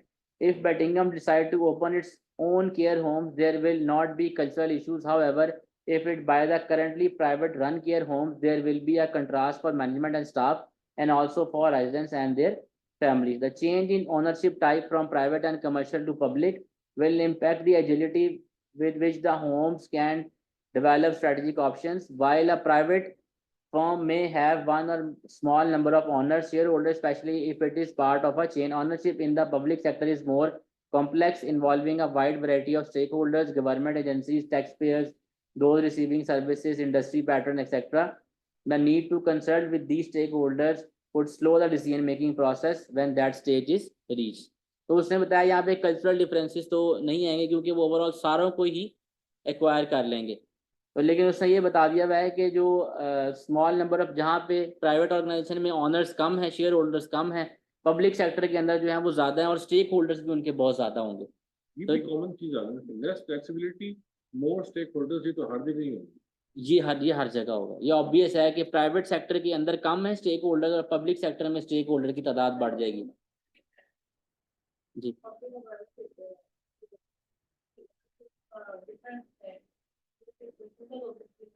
हाँ जी, नहीं सिंगल हो ही नहीं सकते. तो वहां पे आपने बस ये उसने आखिरी वाली पॉइंट, ये भी आप हर जगह लिख सकते हैं कि आपने किसी भी डिसीजन मेकिंग प्रोसेस पे पहुंचना है, डिसीजन मेकिंग पॉइंट पे पहुंचना है, तो प्रोसेस जो है वो हमेशा स्लो होगा पब्लिक सेक्टर के अंदर. प्राइवेट सेक्टर में डिसीजन मेकिंग क्विक हो रही होगी, यहाँ पे स्लो होगी. हाँ जी हाँ फोकस करना है, और यहाँ पे ये प्रोसेस है, ज्यादा फोकस है टीम. तो वो प्रोसेसेस में आपको टाइम ज्यादा लगेगा, तो अल्टीमेटली जो है वो आपकी डिसीजन मेकिंग स्लो हो जाएगी. Public sector organizations operate in a political rather than a market environment, and are mandated to address the need of the population they serve, which is one of the reasons why Buckingham is reviewing its care home strategy. Where profitability drives are the primary focus in the private sector, this is not the case in the public care home. The profit motive is one of the reasons that care staff have been paid at minimum wage and the minimum number of staff have been hired, ultimately compromising the level and standard of care, so that the CQA has become involved and put some care homes on red alert. तो ये भी point जो है ये हर एक पे apply होगा कि पब्लिक सेक्टर का फोकस जो है वो प्रॉफिटेबिलिटी पे नहीं है, प्राइवेट सेक्टर का जो मेन फोकस है वो प्रॉफिटेबिलिटी ही होगी. आगे उसने लिखा हुआ है कि the profit motive also encourage care homes to charge high fee and to compete with other privately owned care homes which the council would not need to do. यानी प्राइवेट प्रॉफिट मोटिव होगा तो private sector जो है वो जाएगा कि हमने ज़्यादा से ज़्यादा हाई फी चार्ज करनी है. पब्लिक सेक्टर में ऐसी कोई भी ऑप्शन नहीं होगी. In homes with primarily local authority funded residents revenue are invariably lower than total cost, which threatens the sustainability of these homes. In mixed homes, the gap between local authority fee and cost is largely offset by higher fee charged to self-funded residents. तो ये उसने बता दिया कि profit motive जो है वो किस तरह से होगा. अच्छा जी, अब आगे उसने बता दिया वह explain 3 issues where Buckingham District Council will find scenario planning useful when considering future care home provision in its area. Scenario planning is concerned with situations that might possibly arise in the future where there are high level of uncertainty and where these highly uncertain factors will have a significant impact on the organization. A scenario is a detailed and plausible view of how the business environment of an organization might develop in the future. It is based on grouping of key environmental influences and drivers of change about which there is a high level of uncertainty. Changes which are predictable and relatively certain will be dealt with by other techniques, and changes which have a low impact will be low priority. Buckingham District Council would benefit from carrying out a scenario planning exercise given the following unknowns which are highly uncertain and would have a high impact on the ability to operate care homes. उसने बता दी सबसे, उसने ये overall सारा जो है वो scenario planning discuss किया हुआ है. ओवरऑल की सिनेरियो प्लानिंग जो है वो जब जिस जगह पे हाई लेवल ऑफ अनसर्टेनिटी आपको नजर आएगी उस जगह के ऊपर आप सिनेरियो एनालिसिस जो है वो अप्लाई कर सकते हैं. सबसे पहले उसने बता दिया हुआ है कि पॉपुलेशन है possible increase in the number of people needing care homes which might result in a need for private home to re-enter the market in future assuming the council took over in 2002. तो यहाँ पे एक ये point आ जाएगा कि number of people increase कर जाएंगे तो फिर प्राइवेट सेक्टर को इसके अंदर इन होना पड़ेगा.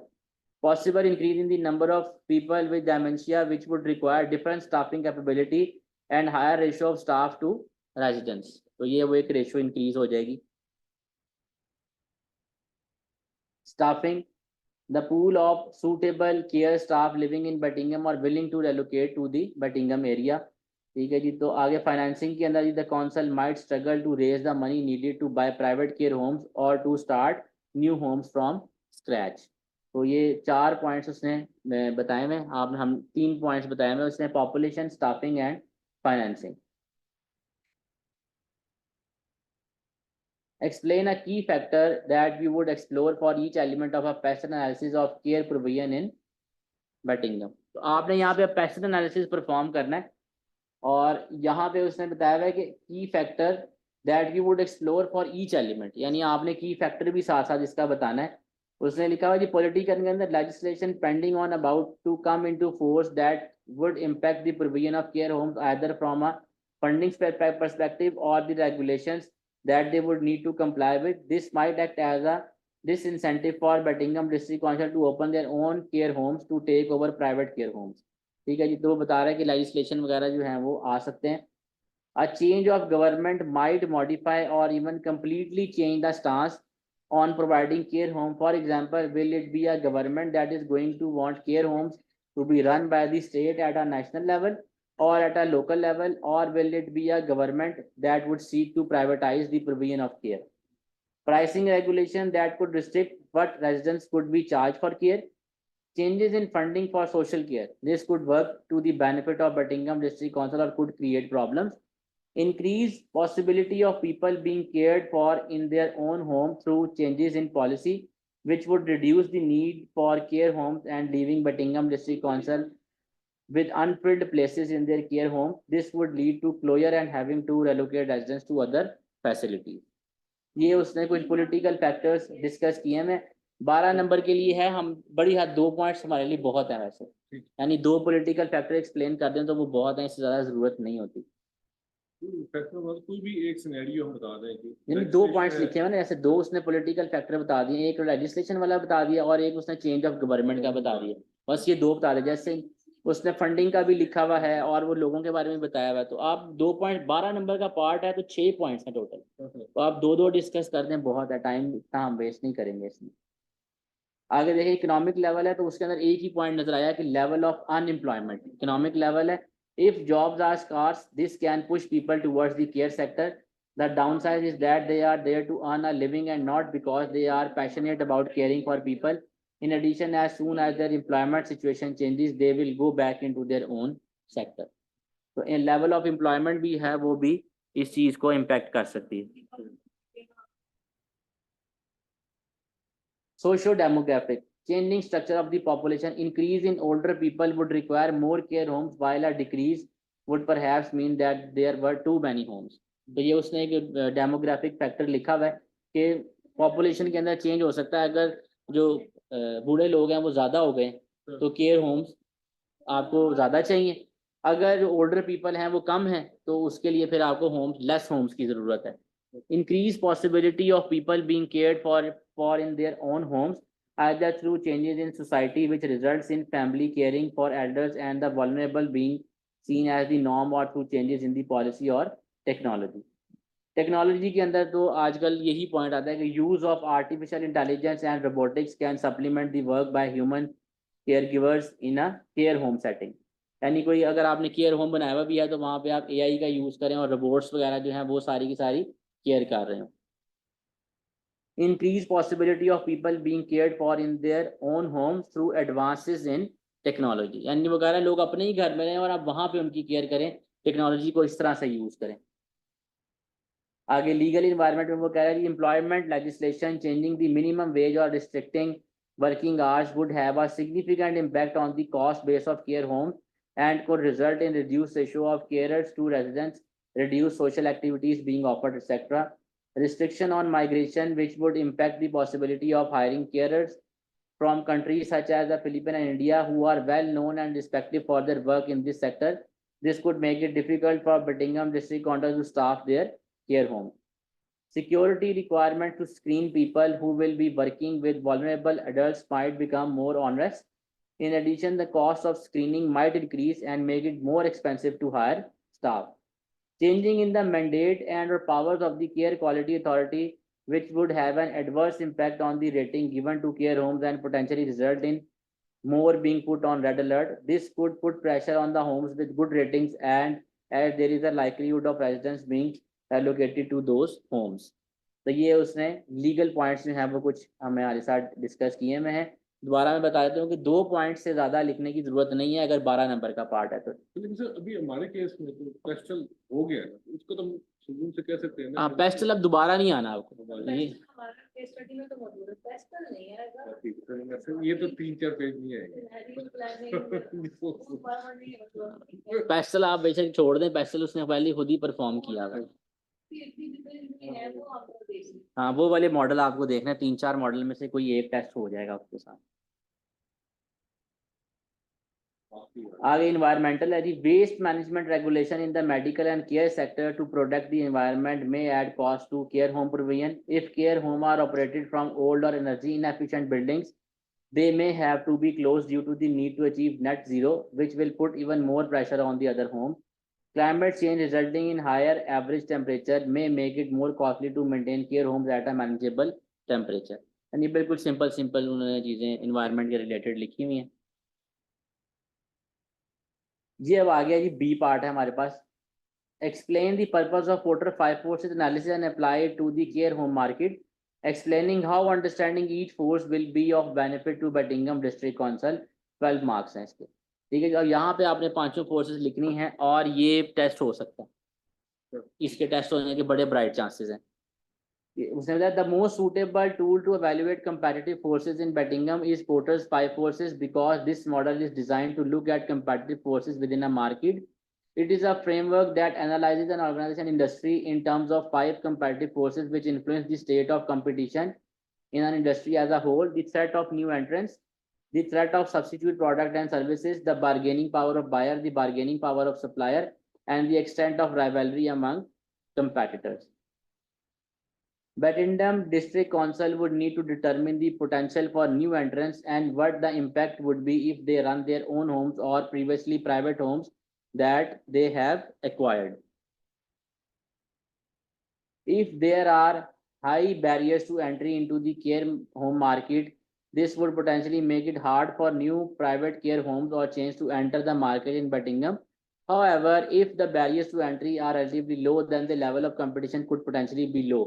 Understanding this force will help Birmingham decide how much resources will need to be invested in meeting gaps in private sector provisions by buying back or opening care homes itself. तो यहाँ पे आप देखेंगे ज़्यादातर उसने स्ट्रेट फॉरवर्ड डिस्कशन की है कि उन्होंने करना क्या है। डिस्ट्रिक्ट काउंसिल वाले उसने बताया क्या करें कि उन बैरियर ज़्यादा क्रिएट करेंगे तो एंट्रेंस जो थ्रेट फ्रॉम न्यू एंट्रेंस जो है वो कम हो जाएगा। अगर वो एंट्री टू बैरियर कम रखेंगे तो उसके बाद लोग ज़्यादा एंटर हो जाएंगे, तो कंपटीशन इंक्रीज हो जाएगा। उसने सिर्फ आगे कम सिनेरियो के साथ देखिए उसने लिंक कितना सा किया है। सिर्फ उस नई जगह पे लिखा हुआ है कि बर्मिंघम जो है उसको क्या करना चाहिए, रिसोर्सेज को ऐसे इन्वेस्ट करना चाहिए कि वो गैप को ख़त्म कर दें और जो प्राइवेट सेक्टर प्रोविजंस हैं उनको बाय बैक करें और नए केयर होम्स ओपन कर लें। यानी वो ज़्यादा से ज़्यादा केयर होम्स ओपन कर लेंगे तो बार्गेनिंग पावर, जो थ्रेट फ्रॉम न्यू एंट्रेंस है वो कम होता जाएगा. Betingham District Council would need to consider the bargaining power of supplier, which might manage the sourcing and screening of staff, catering suppliers, healthcare suppliers, etc. This power is increased if there are few suppliers in the market. Understanding this force will help Betingham determine the level of cost it can expect if it goes back into the market and the chance of there being scarcity of supply. यानी यहाँ पे ज़्यादा straight forward का जिक्र किया है कि अगर आप चाह रहे हैं कि आपकी सप्लायर की बार्गेनिंग पावर किस केस में है, कि जब मार्केट के अंदर फ्यू सप्लायर एग्जिस्ट कर रहे हैं, कम सप्लायर होंगे तो बार्गेनिंग पावर ऑफ सप्लायर आ जाएगी. और वो बता रहा है कि उसने अगर वो कॉस्ट को, लेवल ऑफ कॉस्ट चेक करनी है तो उसको मार्केट में जाना है और चेक करना है कि जो सप्लाई है उसमें रिसोर्सेज के अंदर कमी कहाँ पे आ सकती है. जैसे ये सप्लायर्स हैं, स्टाफ की एक तरह का सप्लायर है, catering, the sourcing and screening of staff, catering supplies, health care supplies, यानी ये सप्लायर होंगे इसके सारे. और bargaining power of buyer, potential residents और their families could be high if there are care homes with spaces available, but if, as is often the case, there is shortage of places in care homes, then this give the upper hand to the care home. अब जैसे bargaining of power of supplier अगर कम है तो bargaining power of buyer जो है ना वो बढ़ जानी है. और यहाँ पे इस केस में बार्गेनिंग पावर ऑफ बायर बढ़ेगी उसी केस में कि जो फैमिलीज हैं, जो लोग रह रहे हैं वहाँ पे, ओल्ड पीपल अगर किसी केयर होम में रह रहे हैं तो अगर उनके पास डिफरेंट होम्स की ऑप्शन होगी तो वो वहां मूव कर देंगे, तो इस केस में बार्गेनिंग पावर ऑफ बायर ज्यादा हो जाएगी. Understanding this force help Betingham determine both the volume of demand that is likely and the price that customer are prepared to pay. तो वगैरह यहाँ पे उसके लिए जरूरी है कि वो तो डिमांड चेक करे और ये देखे कि कस्टमर आपको कितना पे कर सकते हैं. आगे threat of substitute is alternative to being in care home, being cared for in their own home by a live-in carer or visiting carer or being carer for by a family member. Technology and changing demographics may strongly affect this force going forward. Understanding this force help Betingham determine how far the current level of demand and supply in the care homes market may change due to the leakage into the other sectors, such as the use of technology to care for people in their own homes. So threat substitute यहाँ पे यही है कि आप घर पे ही रहें और घर पे ही आपको जो है वो सारी सर्विसेज थ्रू टेक्नोलॉजी प्रोवाइड कर दी जाएंगी.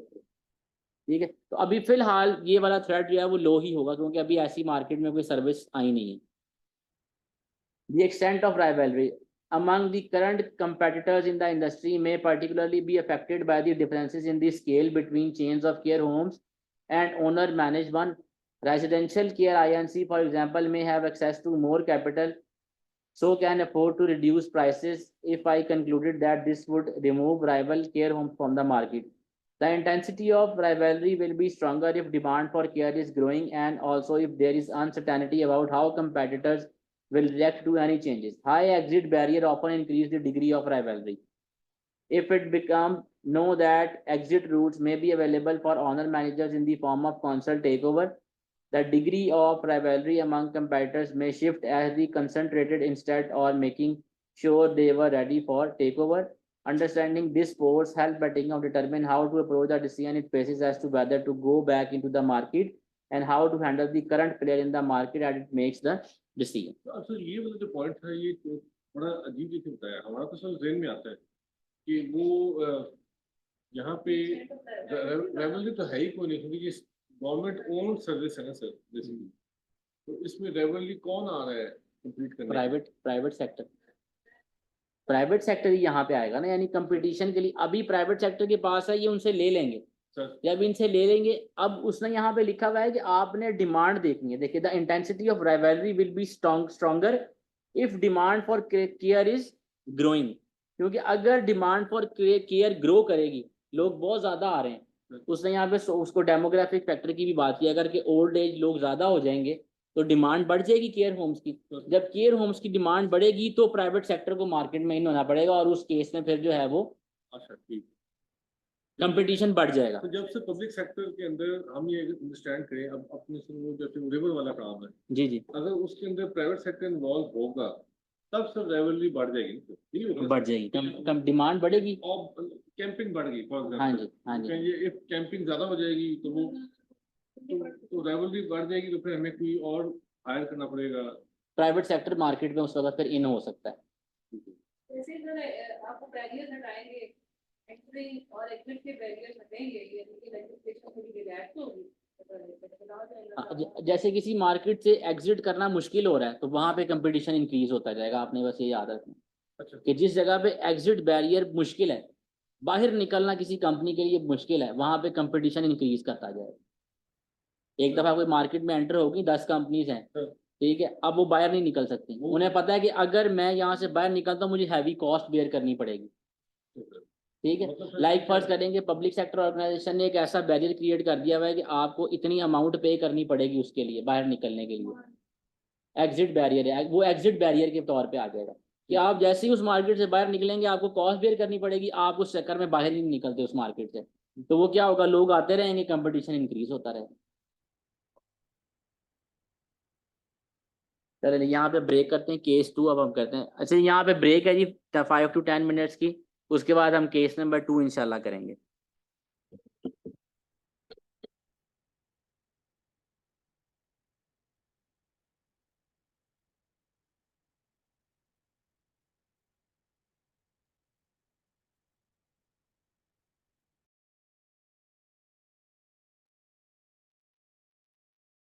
ओके जी, लेट्स कंटिन्यू। अच्छा जी, नेक्स्ट हमारे पास केस है, you are qualified CIPFA accountant working for Buckingham District Council. You are part of a team developing a strategic plan for community arts and social center in smaller towns in the area. The first center being reviewed in Ken House, community arts and social center. Content में उसने आपको exhibit 1, 2 and 3 दिए हैं, तो यहाँ पे हमारे पास एक exhibit ज़्यादा है लास्ट क्वेश्चन से। अच्छा यहाँ पे वो आपको बता रहा है exhibit 1 Can House community art and social centre की information. Can House community art and social centre is located in the charming seaside town of Bidmouth in the southern region of Martland, a small country in Europe where English is one of the main language. It is one of the 6 such centers with the catchment area of Buckingham District Council. Ken House is a large mansion in the Georgian style that was built in the mid 1800th century by a wealthy British family. It is unique in Martland. It was a family home until 20 years ago when it was bequeathed to the community by its last owner. At that time, the building was in need of significant repair. These were funded by the Martland National Lottery generous donation from local residents and businesses and a loan from Buckingham District Council. Ken House has a paid manager, assistant manager, part-time bar staff, a part-time cleaner, and a part-time gardener. All other personnel and volunteers, a few of whom have worked at the center for years, while most are transitory, can house generate income from providing multiple services to the community. See Exhibit 2, but has struggled to break even in recent year and has routinely defaulting on repayment of the loan from Buckingham District Council. तो ये overall उन्होंने सारा can house के बारे में बता दिया। यहाँ पे जो हमारे लिए मेन इंपॉर्टेंट पॉइंट है, एक वो ये है कि ये जो जॉर्जियन स्टाइल है बिल्ड हुआ था 18वीं सेंचुरी में और ये एक ब्रिटिश फैमिली का था और ये यूनिक था मार्टलैंड के अंदर। ये एक हमारे पास इंपॉर्टेंट पॉइंट इसने बताया हुआ है। और उसके बाद इसके अंदर उसने जो हमें और बताया कि जो फंडिंग है वो Martland national lottery generous donation from local residents and businesses and a loan from Bettingham district council. तो ये यहाँ से लोन उसने लिया, लोन भी लिया हुआ और फंडिंग भी हुई हुई है इसकी। और बता दिया उसने कि एम्प्लॉयज़ कौन कौन से यहाँ पे काम कर रहे हैं। और उसने बता दिया वह है कि कब but have struggle to break even in recent years and have routinely defaulted on repayment of the loan. The council is assessing whether to take over Ken House by writing off the loan in return for assuming its ownership and operation. The local community is aware of this possibility and is concerned that the council would change how the center operates and the services that it provides. Indeed, the local press has suggested that it would become an outpost of the council and be used as local council offices. The press has been very vocal in advocating for Ken House to remain a community asset and not pass into the ownership of the local council. The council has owned and operated the local theatre for many years and this enjoys जी जी ये sir जो कहानी लिखी हुई है ना sir, इससे मुझे लग रहा है कि the press has been very vocal. इसको पढ़ा था हमने कहीं, ये कोई पॉलिटिकल या कोई सोशल फैक्टर टाइप चीज पड़ी थी कि जब ऐसा कोई न्यूज में कोई चीज सेंसिटिव हो तो आ रही हो, वो मुझे याद नहीं किस वक्त में पड़ी थी, तो मैंने इसकी तो मैंने पढ़ा था किसी पॉइंट पे। प्रेशर ग्रुप तो वही स्टेक होल्डर्स वगैरह में आएंगे ना, प्रेशर ग्रुप स्टेक होल्डर का ही पार्ट है, वहीं पढ़ा होगा हमने। प्रेशर ग्रुप यही है ना कि तो कुछ लोग मिल जाएं आपस में और वो एक ग्रुप क्रिएट कर लें, उसको प्रेशर ग्रुप कहते हैं। क्योंकि मोस्टली जैसे एक सी लाइफ है, वो खुद से नहीं एक्सप्लेन कर सकती कि हमें ये प्रॉब्लम आ रही है, तो एक प्रेशर ग्रुप बनेगा। उस केस में काफ़ी सारे लोग इकट्ठे होंगे और उसके अगेंस्ट जो वो आवाज़ उठाएंगे वो प्रेशर ग्रुप के थ्रू होगी। अब उसने लिखा हुआ the press has been very vocal in advocating for Cann House to remain a community asset and not pass into the ownership of the local council.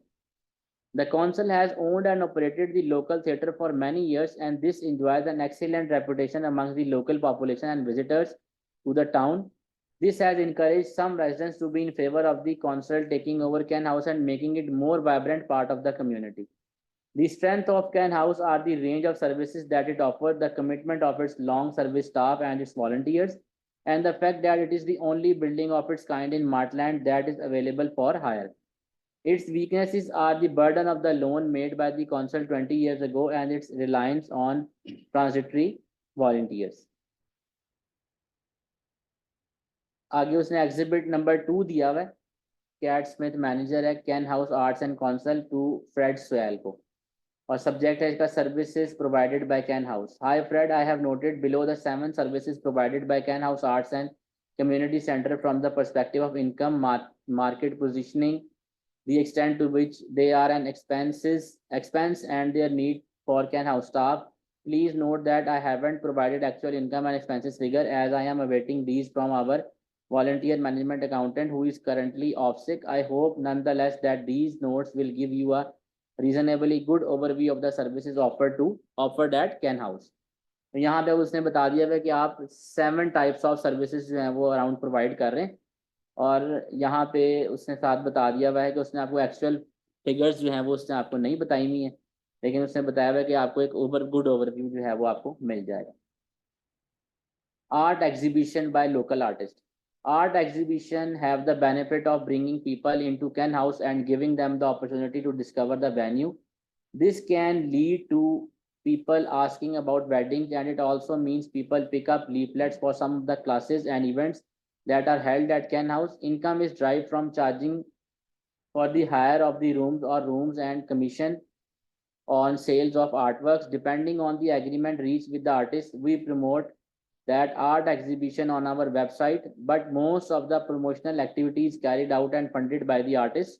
The artist is responsible for hanging the painting, etc., and for hosting the exhibition each day. So there is little involvement by Can House personnel. There is high demand by artists and local art societies to use Can House for art exhibition, and we currently have waiting list. So I would say we have high market share and making a good profit as our expenses are लो। अब देखिए उसने different product line of different services बताई हुई है ना, तो ये services देख के बड़ा क्लियर पता लग रहा है कि वो बीसीजी या उस पे मोन्त्रानी मैट्रिक्स पे, यानी वो मोन्त्रानी मैट्रिक्स की जगह पे पब्लिक सेक्टर पोर्टफोलियो मैट्रिक्स भी वो कह सकता है, दोनों एक ही चीज़ें। तो यहाँ पे जैसे उसने एग्जीबिशन वाला बताया, इस पॉइंट के अंदर उसने बता दिया आपका मार्केट शेयर भी हाई है, आपके एक्सपेंसेस वगैरह भी लो हैं, और सारा केस पढ़ के यही पता लग रहा है कि आपका जो मार्केट शेयर है और मार्केट ग्रोथ जो है वो दोनों ही हाई आ रही हैं, यहाँ पे वही दोनों नजर आ रही हैं। Day classes. Tutors rent room at Ken House to deliver classes as diverse as yoga, pilates, art, and language. Our income is derived from room hire charges, while the activities themselves are advertised on our website and via flyers at Ken House reception. The possibility of hiring a room from us for activities is not. Word of mouth is play a key role, so Ken House has no expenses. The teacher set up and takes down the room. No personnel from Ken House are involved other than the cleaner. तो ये उसने day classes के बारे में बता दिया है कि आप किस तरह से डे क्लासेस जो हैं वो परफॉर्म कर रहे हैं। रेवेन्यू तो अर्न कर रहे हैं, मार्केट शेयर तो इनका मेरा ख्याल है कि यहाँ पे मार्केट के अंदर ग्रोथ तो है, मार्केट शेयर का उन्होंने जिक्र कहीं नहीं किया हुआ इसमें।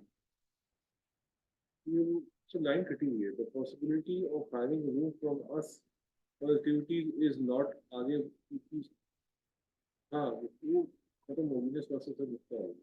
ये मुझे भी लग रहा है, while the activities themselves are advertised on our website and via flyers at Can House reception, the possibility of hiring a room from us for activities is not।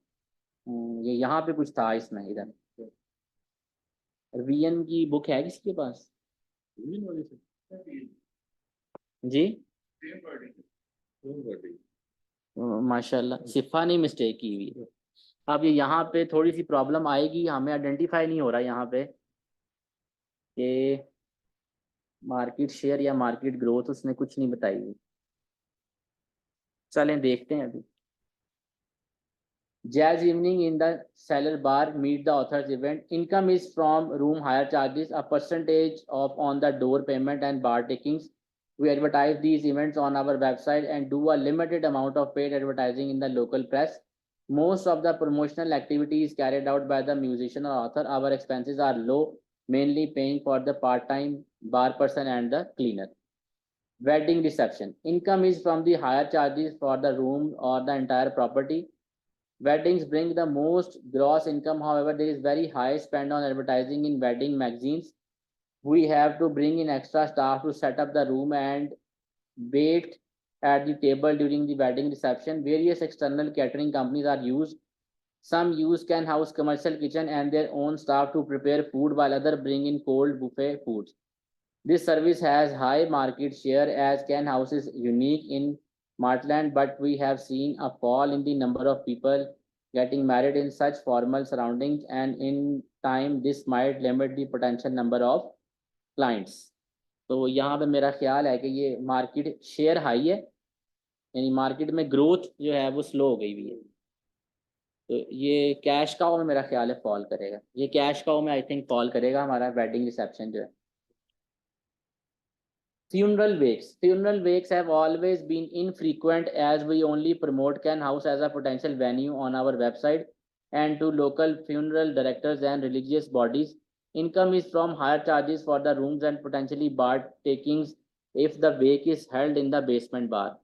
There is a need to bring in extra staff to set up the room and wait at the table depending on the size and arrangement for the wake. We need to give serious thought to whether we want to actively promote funeral wakes or whether we would simply host one if requested, just as we would any other request to hire a room at Can House. मेरा ख्याल है ये dog product की तरफ जो है वो इशारा कर रहा है, क्योंकि वो बता रहे हैं कि उनका इरादा भी नहीं है प्रमोट करने का और ये बहुत ज़्यादा इनफ्रीक्वेंट है, फ्रीक्वेंटली जो है वो उसके ऊपर वर्किंग नहीं हो रही। तो ये लग रहा है जैसे ये फ्यूनरल वेक्स जो है ये लग रहा है ये डॉग प्रोडक्ट में फॉल करेगा। Craft fairs are held on the first and third Saturday of the month from March to October for a week in the summer and every Friday evening during December when there is late night shopping in Widmouth. Income is from hiring the table to crafters. Can House advertises the craft fair for the public to come and visit. We bring in volunteers to help set up the table. The paid cleaner clean up afterwards. Craft fair are held in community halls throughout the area, but generally they don't attract a high footfall. Our biggest number of visitors is at the summer craft week and on some Friday evening in December. The future of this service is worth giving serious thought to.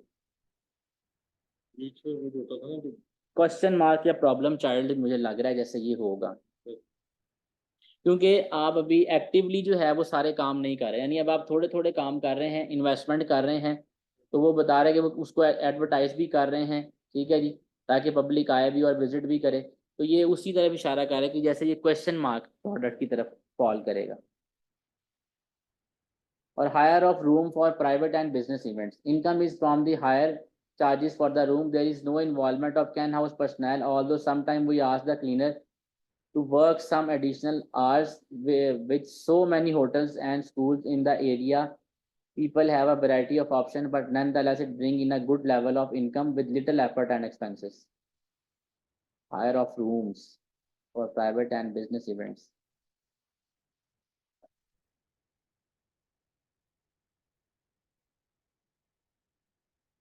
Star product ही लग रही है, ये star ही लग रही है मुझे। वैसे मेरा आइडिया है कि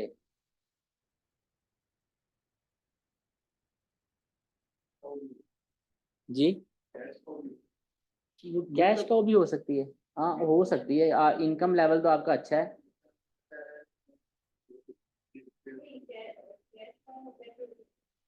कैश काउ में मार्केट शेयर का उसने जिक्र नहीं किया। इस केस में मार्केट शेयर हाई होना चाहिए और ग्रोथ कम होनी चाहिए। गुड लेवल ऑफ इनकम है, इसका मतलब ग्रोथ है मार्केट में, ग्रोथ है मार्केट में।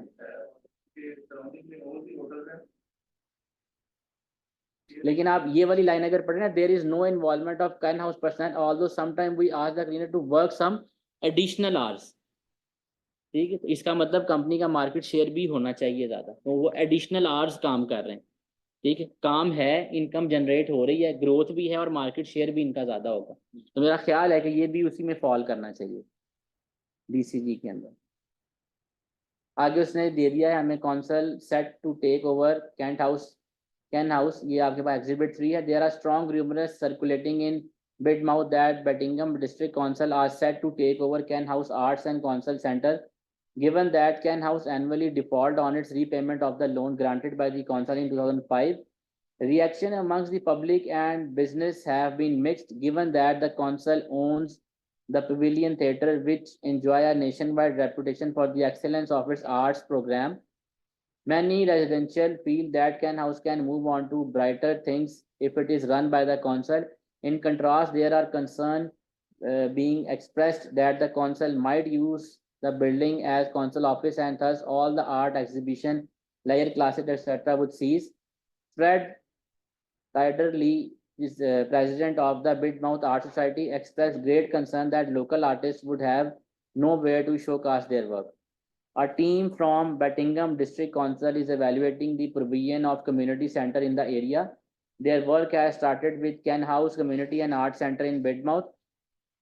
The Herald spoke to Katie Smith, manager of Ken House for past 5 years. She told us that she would like the council to either forgive the loan and thus remove a heavy financial burden, or to explore a joint local authority and private investor arrangement which would secure the future of Ken House and enable it to recruit more staff and offer a wide range of services over 7 days of the week.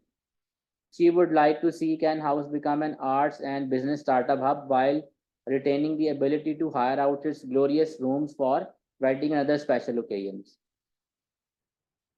Exam question हमारे पास आ गया है, लेकिन उसने exam question में भी सिर्फ लिखा हुआ है, वही लिखा हुआ है क्वालिफाइड आप सिर्फ अकाउंटेंट हैं। और ये एग्जाम डे एग्जिबिट लग रही है, एग्जिबिट 1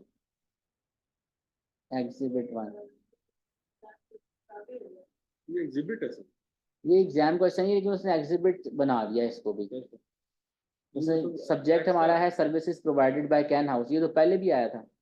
तो ये एग्जिबिट आई है सर, वो मटेरियल ये सर वही कॉपी किया ना सर, वो दो चीजें थी कंटेंट एग्जिबिट 1 यानी ये अपडेटेड होगी सर। हाँ जी, वो इसने अपडेट किया होगा उसने। Following your response to my email of 30 March 2002, giving an overview of the services provided by Can House, please find below some information on what we could regard as our key competencies. This is based not just on my own views accumulated over the past few years, but also from speaking to our volunteers, people hiring our venue, and other users of our venue.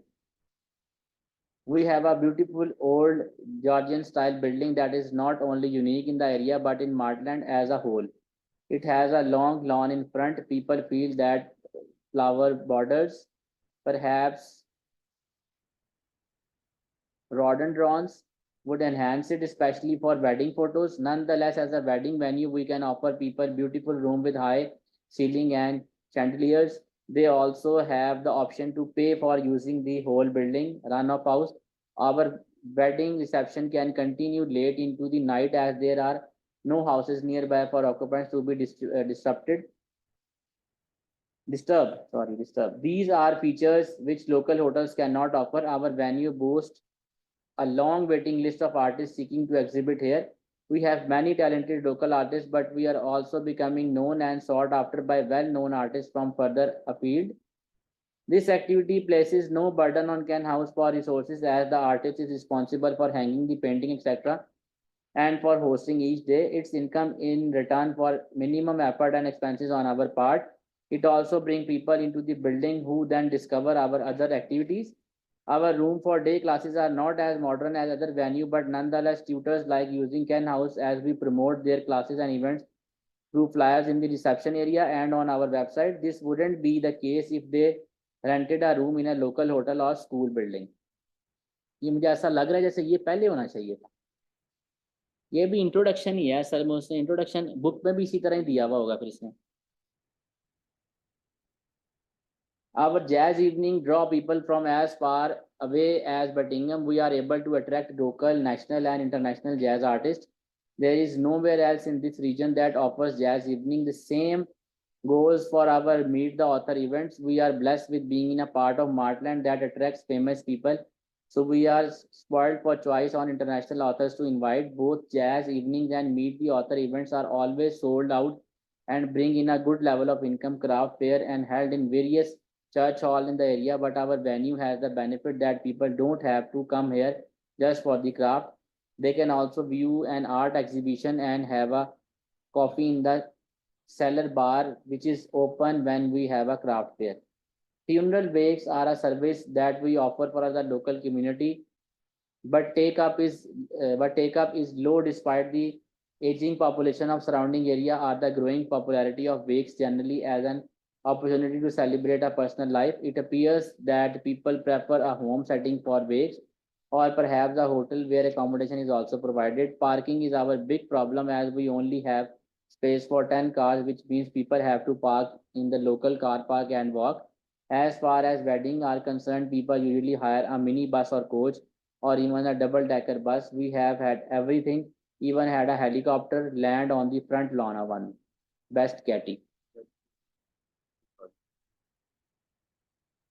अब हमारे पास आ गया define each of the 3 different types of benchmarking and then with relevant examples explain how each type of benchmarking will be benefit when Buckingham District Council develop a strategy plan for community arts and social center.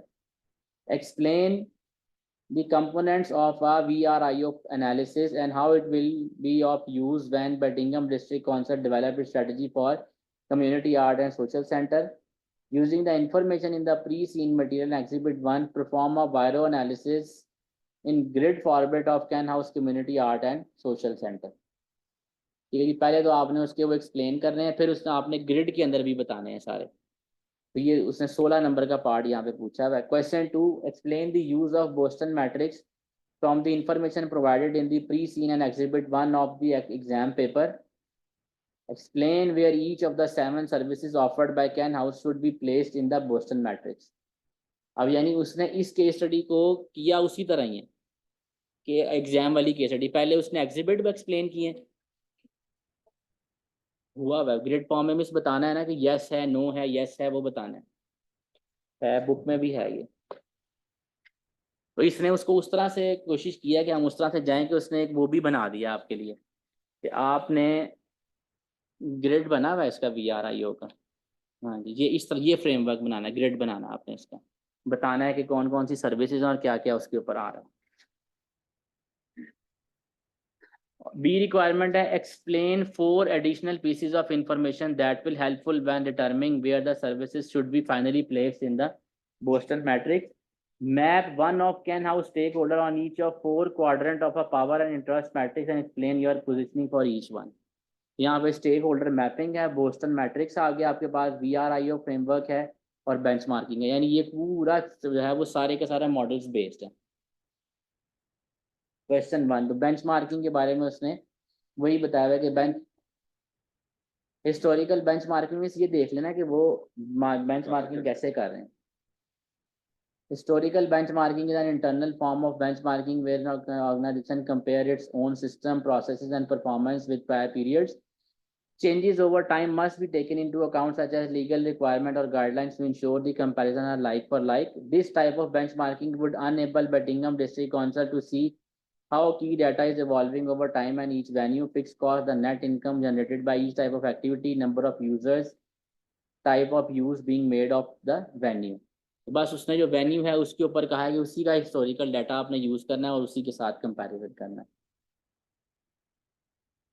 Industry sector benchmarking using performance league tables of or benchmarking clubs comparing similar external organization. The exercise need to take into consideration differences between organization and collecting methods of performance data to ensure comparison makes sense. Buckingham District Council would benefit by comparing the financial and usage performance of its venue with similar venue in other area of Martland. It could compare weddings to other wedding venues, art exhibition to other art exhibition. It could compare its promotional activity, website and pricing. बस simple है कि उसने industry benchmarking का बता दिया कि industry को आपने पिक कर लेना, इंडस्ट्री में आपने पिक कर लेना। अब ये बेस्ट इन क्लास है तो आपने जो आपकी मार्केट में बेस्ट इन क्लास होगा आपने उसके साथ कंपेयर करना। Is where an organization compare itself to the best for a particular process or system. This may be through benchmarking clubs and can include organizations from different sector or jurisdiction. Buckingham District Council could use this, for example, to compare how it sells ticket for its services, such as the jazz evening and meet the author events. तो उसने दो example के तौर पे बता दिया कि आप कहाँ किस तरह से उनकी सर्विसेज को कंपेयर कर सकते हैं। VRIO फ्रेमवर्क रिसोर्सेज तो उसने सारे वो बता दिए कि 4 तरह के रिसोर्सेज हैं। वैल्यूएबल में उसने लिखा हुआ resources are valuable if they can help to increase the value of the services और प्रोडक्ट सप्लाइज टू कस्टमर और others reliant on the organisation. A resource is also valuable if it allow an organization to exploit opportunities or negate threats in the external environment। यहाँ तक उसने straight discussion की हुई है। Buckingham District Council would need to consider all of its community, arts and social center to determine if any were valuable or offered valuable services. Ken House, for example, add value by being the only Georgian style house in the country operating as a public space। जैसे उसने बता दिया था कि Georgia में एक single house है ये, तो इसका मतलब ये वैल्यूएबल है। Rare, any resources tangible or intangible which can only be acquired by one or very few organizations can be considered rare and will give an organization an advantage over competitors. Again, Ken House is rare as it is the only Georgian style house in the country open as a public space। तो ये एक single ही है, तो ये rare भी है। Immutable, if an organization hold resources which are valuable or rare, they can achieve a competitive advantage in the short term. However, to sustain this advantage, the resources need to be costly to imitate or substitute. Otherwise, rival may begin to close the gap by obtaining the same or similar resources. To sustain competitive advantage, ideally the resources would be inimitable. Ken House, being a beautiful Georgian style building, is imitable as it is the only one of its kind in Martland। तो ये हाँ जी, बस उसी के ऊपर ही focus किया है बस। Organization, resources of themselves do not necessarily create a competitive advantage. The organization, its system and its processes need to be designed to exploit the resources to their fullest potential in order to achieve and maintain a competitive advantage. The manager of Ken House has been in post of 5 years and during that time has accumulated a wealth of knowledge and experience. In addition, Ken House is organized so it can run established services with loyal personnel and an excellent local population। यहाँ पे उसने बस यही बता दिया है कि organisation का जो सिस्टम है उसके प्रोसेसेस हैं वो इस तरह से डिज़ाइन हुए हैं कि आप रिसोर्सेज को एक्सप्लॉइट कर सकें, उसके फुल पोटेंशियल में आप उनको एक्सप्लॉइट कर लें। ये देखिए अब उसने VRIO फ्रेमवर्क जो है वो लगाया है। Is this resource valuable, is this resource rare, is this resource difficult to imitate, is the organization able to exploit these resources। तो उसने लिखा हुआ था Georgian style building unique in Martland, तो वो हम पहले ही देख रहे हैं, चारों चीज़ें उसकी यस की हैं, वो वैल्यूएबल भी है, रेयर भी है, इमिटेट भी डिफिकल्ट टू इमिटेट है और organisation able to exploit resources. तो और यही एक पॉइंट ऐसा है जहाँ पे आप सस्टेनेबल कंपैरेटिव एडवांटेज अचीव कर सकते हैं। तो ये पेपर में आपने इसी तरह ही बनाना है। Weddings can be run on house and no time limits. तो वेडिंग्स जो हैं वो उसने बता दिया है वैल्यूएबल भी हैं, रेयर भी हैं, इमिटेट यानी कॉपी कर सकते हैं। वेडिंग्स का जो आपने सिस्टम जनरेट किया हुआ है वो आप कॉपी करवा सकते हैं, कोई वो कॉपी हो जाएगा और ऑर्गेनाइजेशन जो है वो अपने रिसोर्सेज को एक्सप्लॉइट कर सकती है उसको अपने फुल पोटेंशियल में। तो इसमें टेम्परेरी कंपैरेटिव एडवांटेज आपको मिलेगा। Sort after venue for art exhibition, तो आर्ट एग्जीबिशन वैल्यूएबल तो है लेकिन रेयर नहीं है क्योंकि वो बहुत सारी जगहों पे हो रही है, उसने बताया हुआ। और भी बहुत सारे हैं जो ये आपको सर्विसेज प्रोवाइड कर रहे हैं डिफिकल्ट टू इमिटेट नहीं है जी, हो जाएगा। और ऑर्गेनाइजेशन जो है वो उसको फुल पोटेंशियल में यूज़ कर रही है, तो उसने बता दिया ये कंपैरेटिव पैरिटी है आपकी। और सेकंड वाला है अट्रैक्ट इंटरनेशनल ऑथर्स, वैल्यूएबल है, रेयर और डिफिकल्ट नहीं है, क्योंकि आप कर सकते हैं तो आपके कंपेटिटर्स भी इस चीज़ को कर सकते हैं। और ऑर्गेनाइजेशन जो है वो अपने रिसोर्सेज को यूज़ करेगी इसको एक्सप्लॉइट करने के लिए। तो ओवरऑल ये आपने वहाँ पे ग्रेड बना देना, ठीक है। ये मुझे है डाउट ऐसा कि ये भी शायद टेस्ट हो सकता है। ये कंपेटिटिव एडवांटेज के ऊपर बात कर रहा है बार बार ना, तो ये कंपेटिटिव एडवांटेज को ही बता रहा है हमारे फाइनल में भी ये आ सकता है, मेरा जहाँ तक आइडिया, क्योंकि उसने डिफरेंट जो सर्विसेज बताई हुई हैं उसमें बताई हुई। अब वो डिफरेंट सर्विसेज को आपने चेक करना है कि वो वैल्यूएबल हैं, रेयर हैं, इमिटेट नहीं हो सकती और ऑर्गेनाइजेशन, तो ये टेस्ट हो सकता है। मैंने इसलिए स्टार्ट में बताया था कि ये हाँ जी, तो ये टेस्ट हो सकता है, बोस्टन वाला भी हो सकता है। हाँ, मेरा ख्याल है दोनों में से कोई एक चीज टेस्ट होगी।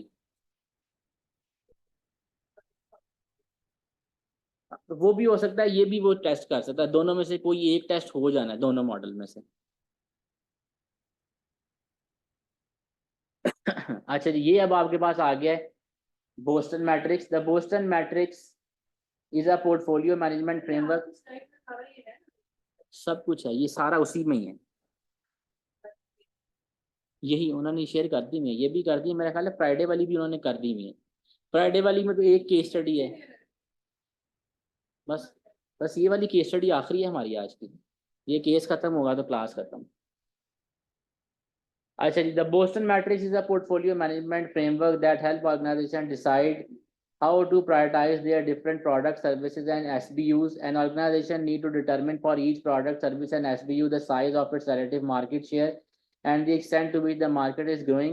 Its product, service and SBUs are plotted on the matrix according to the market growth rate of the market in which it competes and the organization relative market share. The matrix is split into 4 quadrants known as star, cash cow, problem child and dog product. अब उसने grid आपको बना के दिखा दिया कि problem child है तो इसके अंदर आपका मार्केट शेयर कम है लेकिन आपकी मार्केट की ग्रोथ अच्छी है। स्टार प्रोडक्ट में दोनों चीज़ें हाई हैं आपकी, कैश काउ में आपकी मार्केट में ग्रोथ नहीं है लेकिन आपका मार्केट शेयर हाई है, और डॉग प्रोडक्ट में दोनों चीज़ें ही लो हैं। तो उसने लिखा हुआ Cann House community art and social centre could use it to access its 7 services, art exhibition, day classes, jazz evening and meet the author, weddings, funeral wakes, craft fair and rooms for hire. ये 7 services हैं, वो बता रहा है कि आपने इसको check करना है।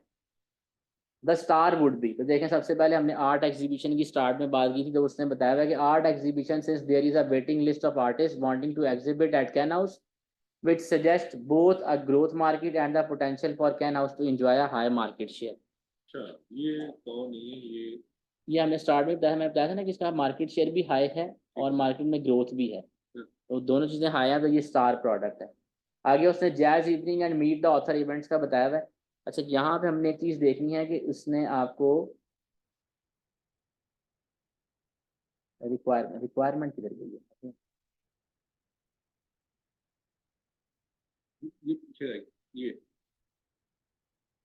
ये देखें। अब ये जो हमने लास्ट पैराग्राफ पढ़ा ना, ये वाला जो एग्जिबिट 1 है, ये आपको पेपर वाले दिन ही मिलना है। ये पेपर वाले दिन उसने एक पेज आपके साथ शेयर करना है। अब उसने कहा है कि आपने बीसीजी मैट्रिक्स में इस एग्जिबिट को भी यूज करना है। Explain the use of Boston matrix from the information provided in the pre seen and exhibit 1 of the exam paper. आपने बस ये याद रखना है कि जहाँ पे उसने दोनों चीज़ों का लिखा हुआ है तो वो आपने दोनों चेक करनी है। तो उसने इसके अंदर काफ़ी सारा वो जो डाटा था उसने इसमें दिया हुआ है, ये देखिए जैज इवनिंग वगैरह का डाटा उसने बहुत सारा यहाँ पे डिस्कस किया हुआ है। तो वो यहाँ से पता लग रहा है कि उनकी इनकम ज़्यादा है और वो इस तरह से लेवल जनरेट कर रहे हैं, नहीं तो जैज इनकम का वहाँ से पता ही नहीं लग रहा था कि वो किस उसमें फॉल करेगा।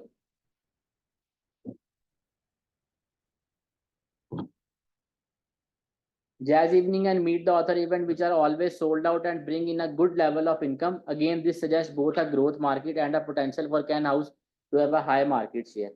A cash cow would be higher of room for private and business events. तो जो private and business events थे वो आपका cash cow है, and these bring a good level of income with little effort and few expenses. The same would be the case of day classes. Star है ना, अच्छा star दो है, art exhibition और जैज वाला. अब ये hire of private rooms and business events और डे क्लासेस, उसने बताया the same would be the case for day classes held at Cann House. It would not appear that the market of this is growing however. ठीक है, तो वो day classes के लिए भी हमने वहां पे हमें पता लग गया था कि डे क्लासेस जो हैं वो कैश काउ हैं. The same is true for weddings. Wedding भी उसने बता दिया हुआ है कि वो भी आपकी कैश काउ ही हैं. The problem child would be funeral wakes as wakes are infrequent which given the aging population of Martland and the trend to have funeral wake suggest a low market share in a growth market. अच्छा, वो बता रहा है कि funeral market जो है, funeral wax की जो मार्केट है वो ग्रो कर रही है. तो मार्केट में ग्रोथ बता रहा है वो है, लेकिन वो कह रहा है मार्केट शेयर आपके पास अभी नहीं है. तो इस वजह से वो उसने बता दिया कि ये आपका फ्यूनरल वेक्स है, ये प्रॉब्लम चाइल्ड में. A dog would be craft fairs. These are fairly common in the area but Cann House only holds them twice a month for March to October for a week in the summer and each Friday in December. This suggests a low market share in which it is generally considered to be a low market growth. यानी आप कभी कर रहे हैं, कभी आप नहीं कर रहे ये चीज. तो इस वजह से वो कह रहे हैं कि ये आपका डॉग प्रोडक्ट है. आगे उसने इसी के बारे में पूछा, actual figures for income and expenses over the past 5 year to see which services bring in the most. एक सेकेंड, ये हमें रिक्वायरमेंट देखनी चाहिए पहले. Explain 4 additional piece of information that will be helpful when determining whether the services should be finally placed in the Boston matrix. वो कह रहे कुछ additional information दें जो helpful है. Actual figures for income and expenses over the past 5 years to see which service bring in most money and which are the most profitable. तो बता रहे हैं कि आपके पास इनकम और एक्सपेंसेस की इंफॉर्मेशन होनी चाहिए. मेरे ख्याल से यहाँ पे मार्केट शेयर और मार्केट ग्रोथ की भी इंफॉर्मेशन होनी चाहिए थी. यानी मार्केट का आपकी अपने रेवेन्यू से आप उसकी year to year growth check कर लेते तो आपको पता लग जाता है कि इसकी मार्केट की ग्रोथ कैसी है. और मार्केट का रेवेन्यू अगर उसने दिया हुआ हो तो उसके थ्रू आप मार्केट शेयर कैलकुलेट कर सकते हैं. अपने रेवेन्यू के उसको रेवेन्यू मार्केट के रेवेन्यू पर डिवाइड करें तो आपके पास मार्केट का शेयर भी आ जाएगा. An indication of the effort involved in terms of promoting activity and involvement of Ken House staff compared to financial performance of the service, the running cost of Ken House and how these are apportioned across the activity as it could change the profitability of activities, whether any of the activity cross subside each other and if so, what the true position of each service is, usage data by service over the previous 5 years so that any significant trend could be distant. तो वो बता रहे हैं कि आपको usage का data जो है वो आपको प्रीवियस 5 ईयर्स का प्रोवाइड करना चाहिए. Comparison with external data on weddings for example would enable Can House to determine if the market is growing or contracting and what the latest trend and for wedding venues. तो यहाँ पे कुछ data missing था तो आपसे पूछ रहा है मुझे 4 पॉइंट्स ऐसे बता दें जो एडिशनली आपको रिक्वायर्ड है बोस्टन मैट्रिक्स के लिए. तो यहाँ पे उसने लिखा हुआ नहीं है कि आपको मार्केट शेयर या मार्केट ग्रोथ के लिए डाटा चाहिए, लेकिन कुछ पॉइंट्स में हमें लगा ऐसे जहाँ पे मार्केट शेयर हम कैलकुलेट कर सकें. तो अगर हमें रेवेन्यू बताया हुआ वैसे उसने कॉस्ट की डिटेल तो लिखी हुई है नहीं, उसने सबसे ऊपर लिखा हुआ है actual figures for income and expenses. यानी इनकम एंड एक्सपेंसेस आपके पास होगा तो आप मार्केट शेयर और मार्केट ग्रोथ वगैरह कैलकुलेट कर सकेंगे. अब ये देखें, from the material provided the following stakeholders can be identified. तो कैट स्मिथ है, फ्रेड स्वेल है, कैन हाउस एम्प्लॉइज है, Cann House volunteers, artist, jazz musicians, engaged couples, outside caterers, family of someone deceased, local residents and councillor at Buckingham District Council. तो ये उसने सारे जो हैं वो स्टेक होल्डर्स आइडेंटिफाई किए. हाँ जी, उसने अब यहाँ पे लिखा हुआ है in addition students would be able to propose from their knowledge gain from their workbooks, media, local businesses. Media और लोकल बिजनेसेस का उसने बता दिया हुआ है high interest with high powers. ठीक है जी, मीडिया और लोकल बिजनेसेस जो हैं वो Kat Smith manager cantt House art and community centre, high power owing to her position and high interest. जी जी कैसे किया जी, इन addition students would be able to propose from their knowledge gain from their workbooks. तो workbooks में से आपने पढ़ना है ना, स्टेक होल्डर मैपिंग तो वहीं पे ही है. तो उसने यहाँ पे ये देखें, ये उसने सारे वो आइडेंटिफाई किए हैं और अब उनके बारे में बता रहा है कि जैसे कैट स्मिथ के बारे में, कैट स्मिथ के बारे में बताया manager cantt House arts and community centre, ये लिखा हुआ है. और उसने साथ साथ उसका भी लिखा हुआ है हाई इंटरेस्ट हाईवे की यानी की प्लेयर्स हैं, उसने बताया हुआ कि local councillors and other members of council at Buckingham District Council, they have power in that they could influence whether to forgive the loan to Can House or whether to reduce loan repayments or take over Can House. These stakeholders are key players. The acceptability of Buckingham strategy to these stakeholders is crucial. Ideally, they should participate in its formulation and implementation. They can also have a positive influence over other stakeholders if they are supportive of the strategy. Some of these stakeholders will have to give approval, for example the council. तो आप जैसे आपकी जो नई case study exam वाली उसके अंदर वो फेरा जो है वो एक काउंसिल है मेरे ख्याल से, जैसे इस काउंसिल के अंदर काउंसलर में डिस्ट्रिक्ट काउंसिल है। हाँ जी, तो वहाँ पे आपके स्टेक होल्डर का अगर क्वेश्चन आता है तो वहाँ पे जो आपकी फेरा की जो काउंसिल है, आगे उसने लिखा हुआ हाई इंटरेस्ट लो पावर, तो उसने लिखा हुआ है Cann House employees and volunteers. तो एम्प्लॉयज वगैरह जो है ना वो इसी कैटेगरी में फॉल करते हैं कि उनका इंटरेस्ट होता है, ठीक है, लेकिन उनके पास पावर्स इतनी नहीं होती। ऑब्वियसली ऑनर्स पावर कभी भी जो है वो एम्प्लॉयज को जनरेट नहीं करने देंगे। तो उसने बता दिया वे Can House employees and volunteers their future is at stake if the ownership or use of can House change. Residents who attend events or classes at Can House, people who want to have their wedding at Can House, local catering companies who work with Can House, and jazz musicians, artists who want to hold an exhibition of their work at Can House. If they are high profile, they could potentially be in the high interest, high power category. अब उसने बता दिया कि अगर कोई high power high profile अगर कोई artist आ जाता है तो वो स्टार में फॉल करेगा, वरना नॉर्मल आर्टिस्ट जो हैं वो सारे इसी में फॉल करेंगे, कीप इन फॉर्म में। The stakeholders should be keep informed. Although these stakeholders have low ability to influence strategy, their interest is high. Their views can be important in influencing more powerful stakeholders, perhaps by lobbying. यानी वो एक अगर lobby कर लेते हैं आप तो उसमें आप पावर जनरेट कर सकते हैं। High power, low interest. Fred Swell, the head of the team developing an overall strategic plan for community center, he has a job whether Can House continue to operate as a community art and social center or not. However, इसमें है ही यही, उसमें high profile authors का आ गया है, media आ गया है, ठीक है, तो मीडिया की पावर ज्यादा है, उनका इंटरेस्ट कोई नहीं है। तो वही नहीं जो हम है, नहीं फ्रेड स्वेल जो head of team developing an overall strategic plan for art and social centre, आपको तो उन्होंने सिर्फा क्वालिफाइड अकाउंटेंट बनाया हुआ है। तो इसके अंदर बाकी इसमें आपके पास फ्रेड स्वेल है, मीडिया है, और जो आपके पास हाई प्रोफाइल ऑथर्स हैं वो आपके पास उनकी पावर ज़्यादा है लेकिन उनका इंटरेस्ट कोई नहीं है, तो वो कीप सेटिस्फाइड में फॉल कर रहे हैं। और इसके अंदर भी ऐसे ही हो सकता है कि वो बाकी लोगों के साथ मिल के पावर उनके पास है, तो ये हो सकता है कि वो अपने इंटरेस्ट को कंबाइन करें और एक इंटरेस्ट भी जनरेट कर लें, तो वो भी फिर स्टार की तरफ मूव कर सकते हैं। आगे उसने लिखा हुआ है residence in outline areas, school and education community, वो भी ये सारे जो हैं ये सारे के सारे जो आ रहे हैं आपके पास, उनकी लो इंटरेस्ट और लो पावर है, ठीक है जी। तो उसने इनका बताया हुआ है कि इनको आपने मिनिमल एफर्ट है, यानी इनके लिए आपने कुछ भी नहीं करना, कोई ज़्यादा काम आपको करने की जरूरत नहीं। काउंसिल को डाला था हाई इंटरेस्ट हाई पावर में। जी वो ये है ना, ये वाली बटिंगम डिस्ट्रिक्ट काउंसिल, इन्हीं से तो लोन लिया है उन्होंने।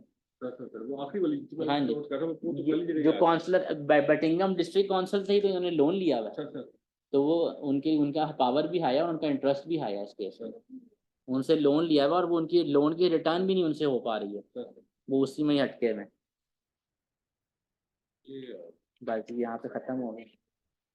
अच्छा जी, ये नेक्स्ट क्लास में काइंडली आप लोगों ने केस स्टडी जो है एग्जाम वाली, जो प्री सीन मटेरियल आपको आ गया है आप लोगों ने वो रीड करके आना है लाजमी, और आप बेशक उसकी एक कॉपी साथ लाइएगा क्योंकि वो स्लाइड्स में नहीं है, तो वो हम उसको वैसे ही जनरली डिस्कशन करेंगे, जनरल डिस्कशन हम उसकी करेंगे, तो आपने काइंडली उसका प्रिंट लेके आना है अपने साथ। और अगर आपके कोई आप उसको रीड करें, कोई की पॉइंट्स हैं तो आपने भी आइडेंटिफाई करने हैं ताकि आपकी अंडरस्टैंडिंग डेवलप हो। ओके जी, थैंक यू जी, अल्लाह हाफिज़।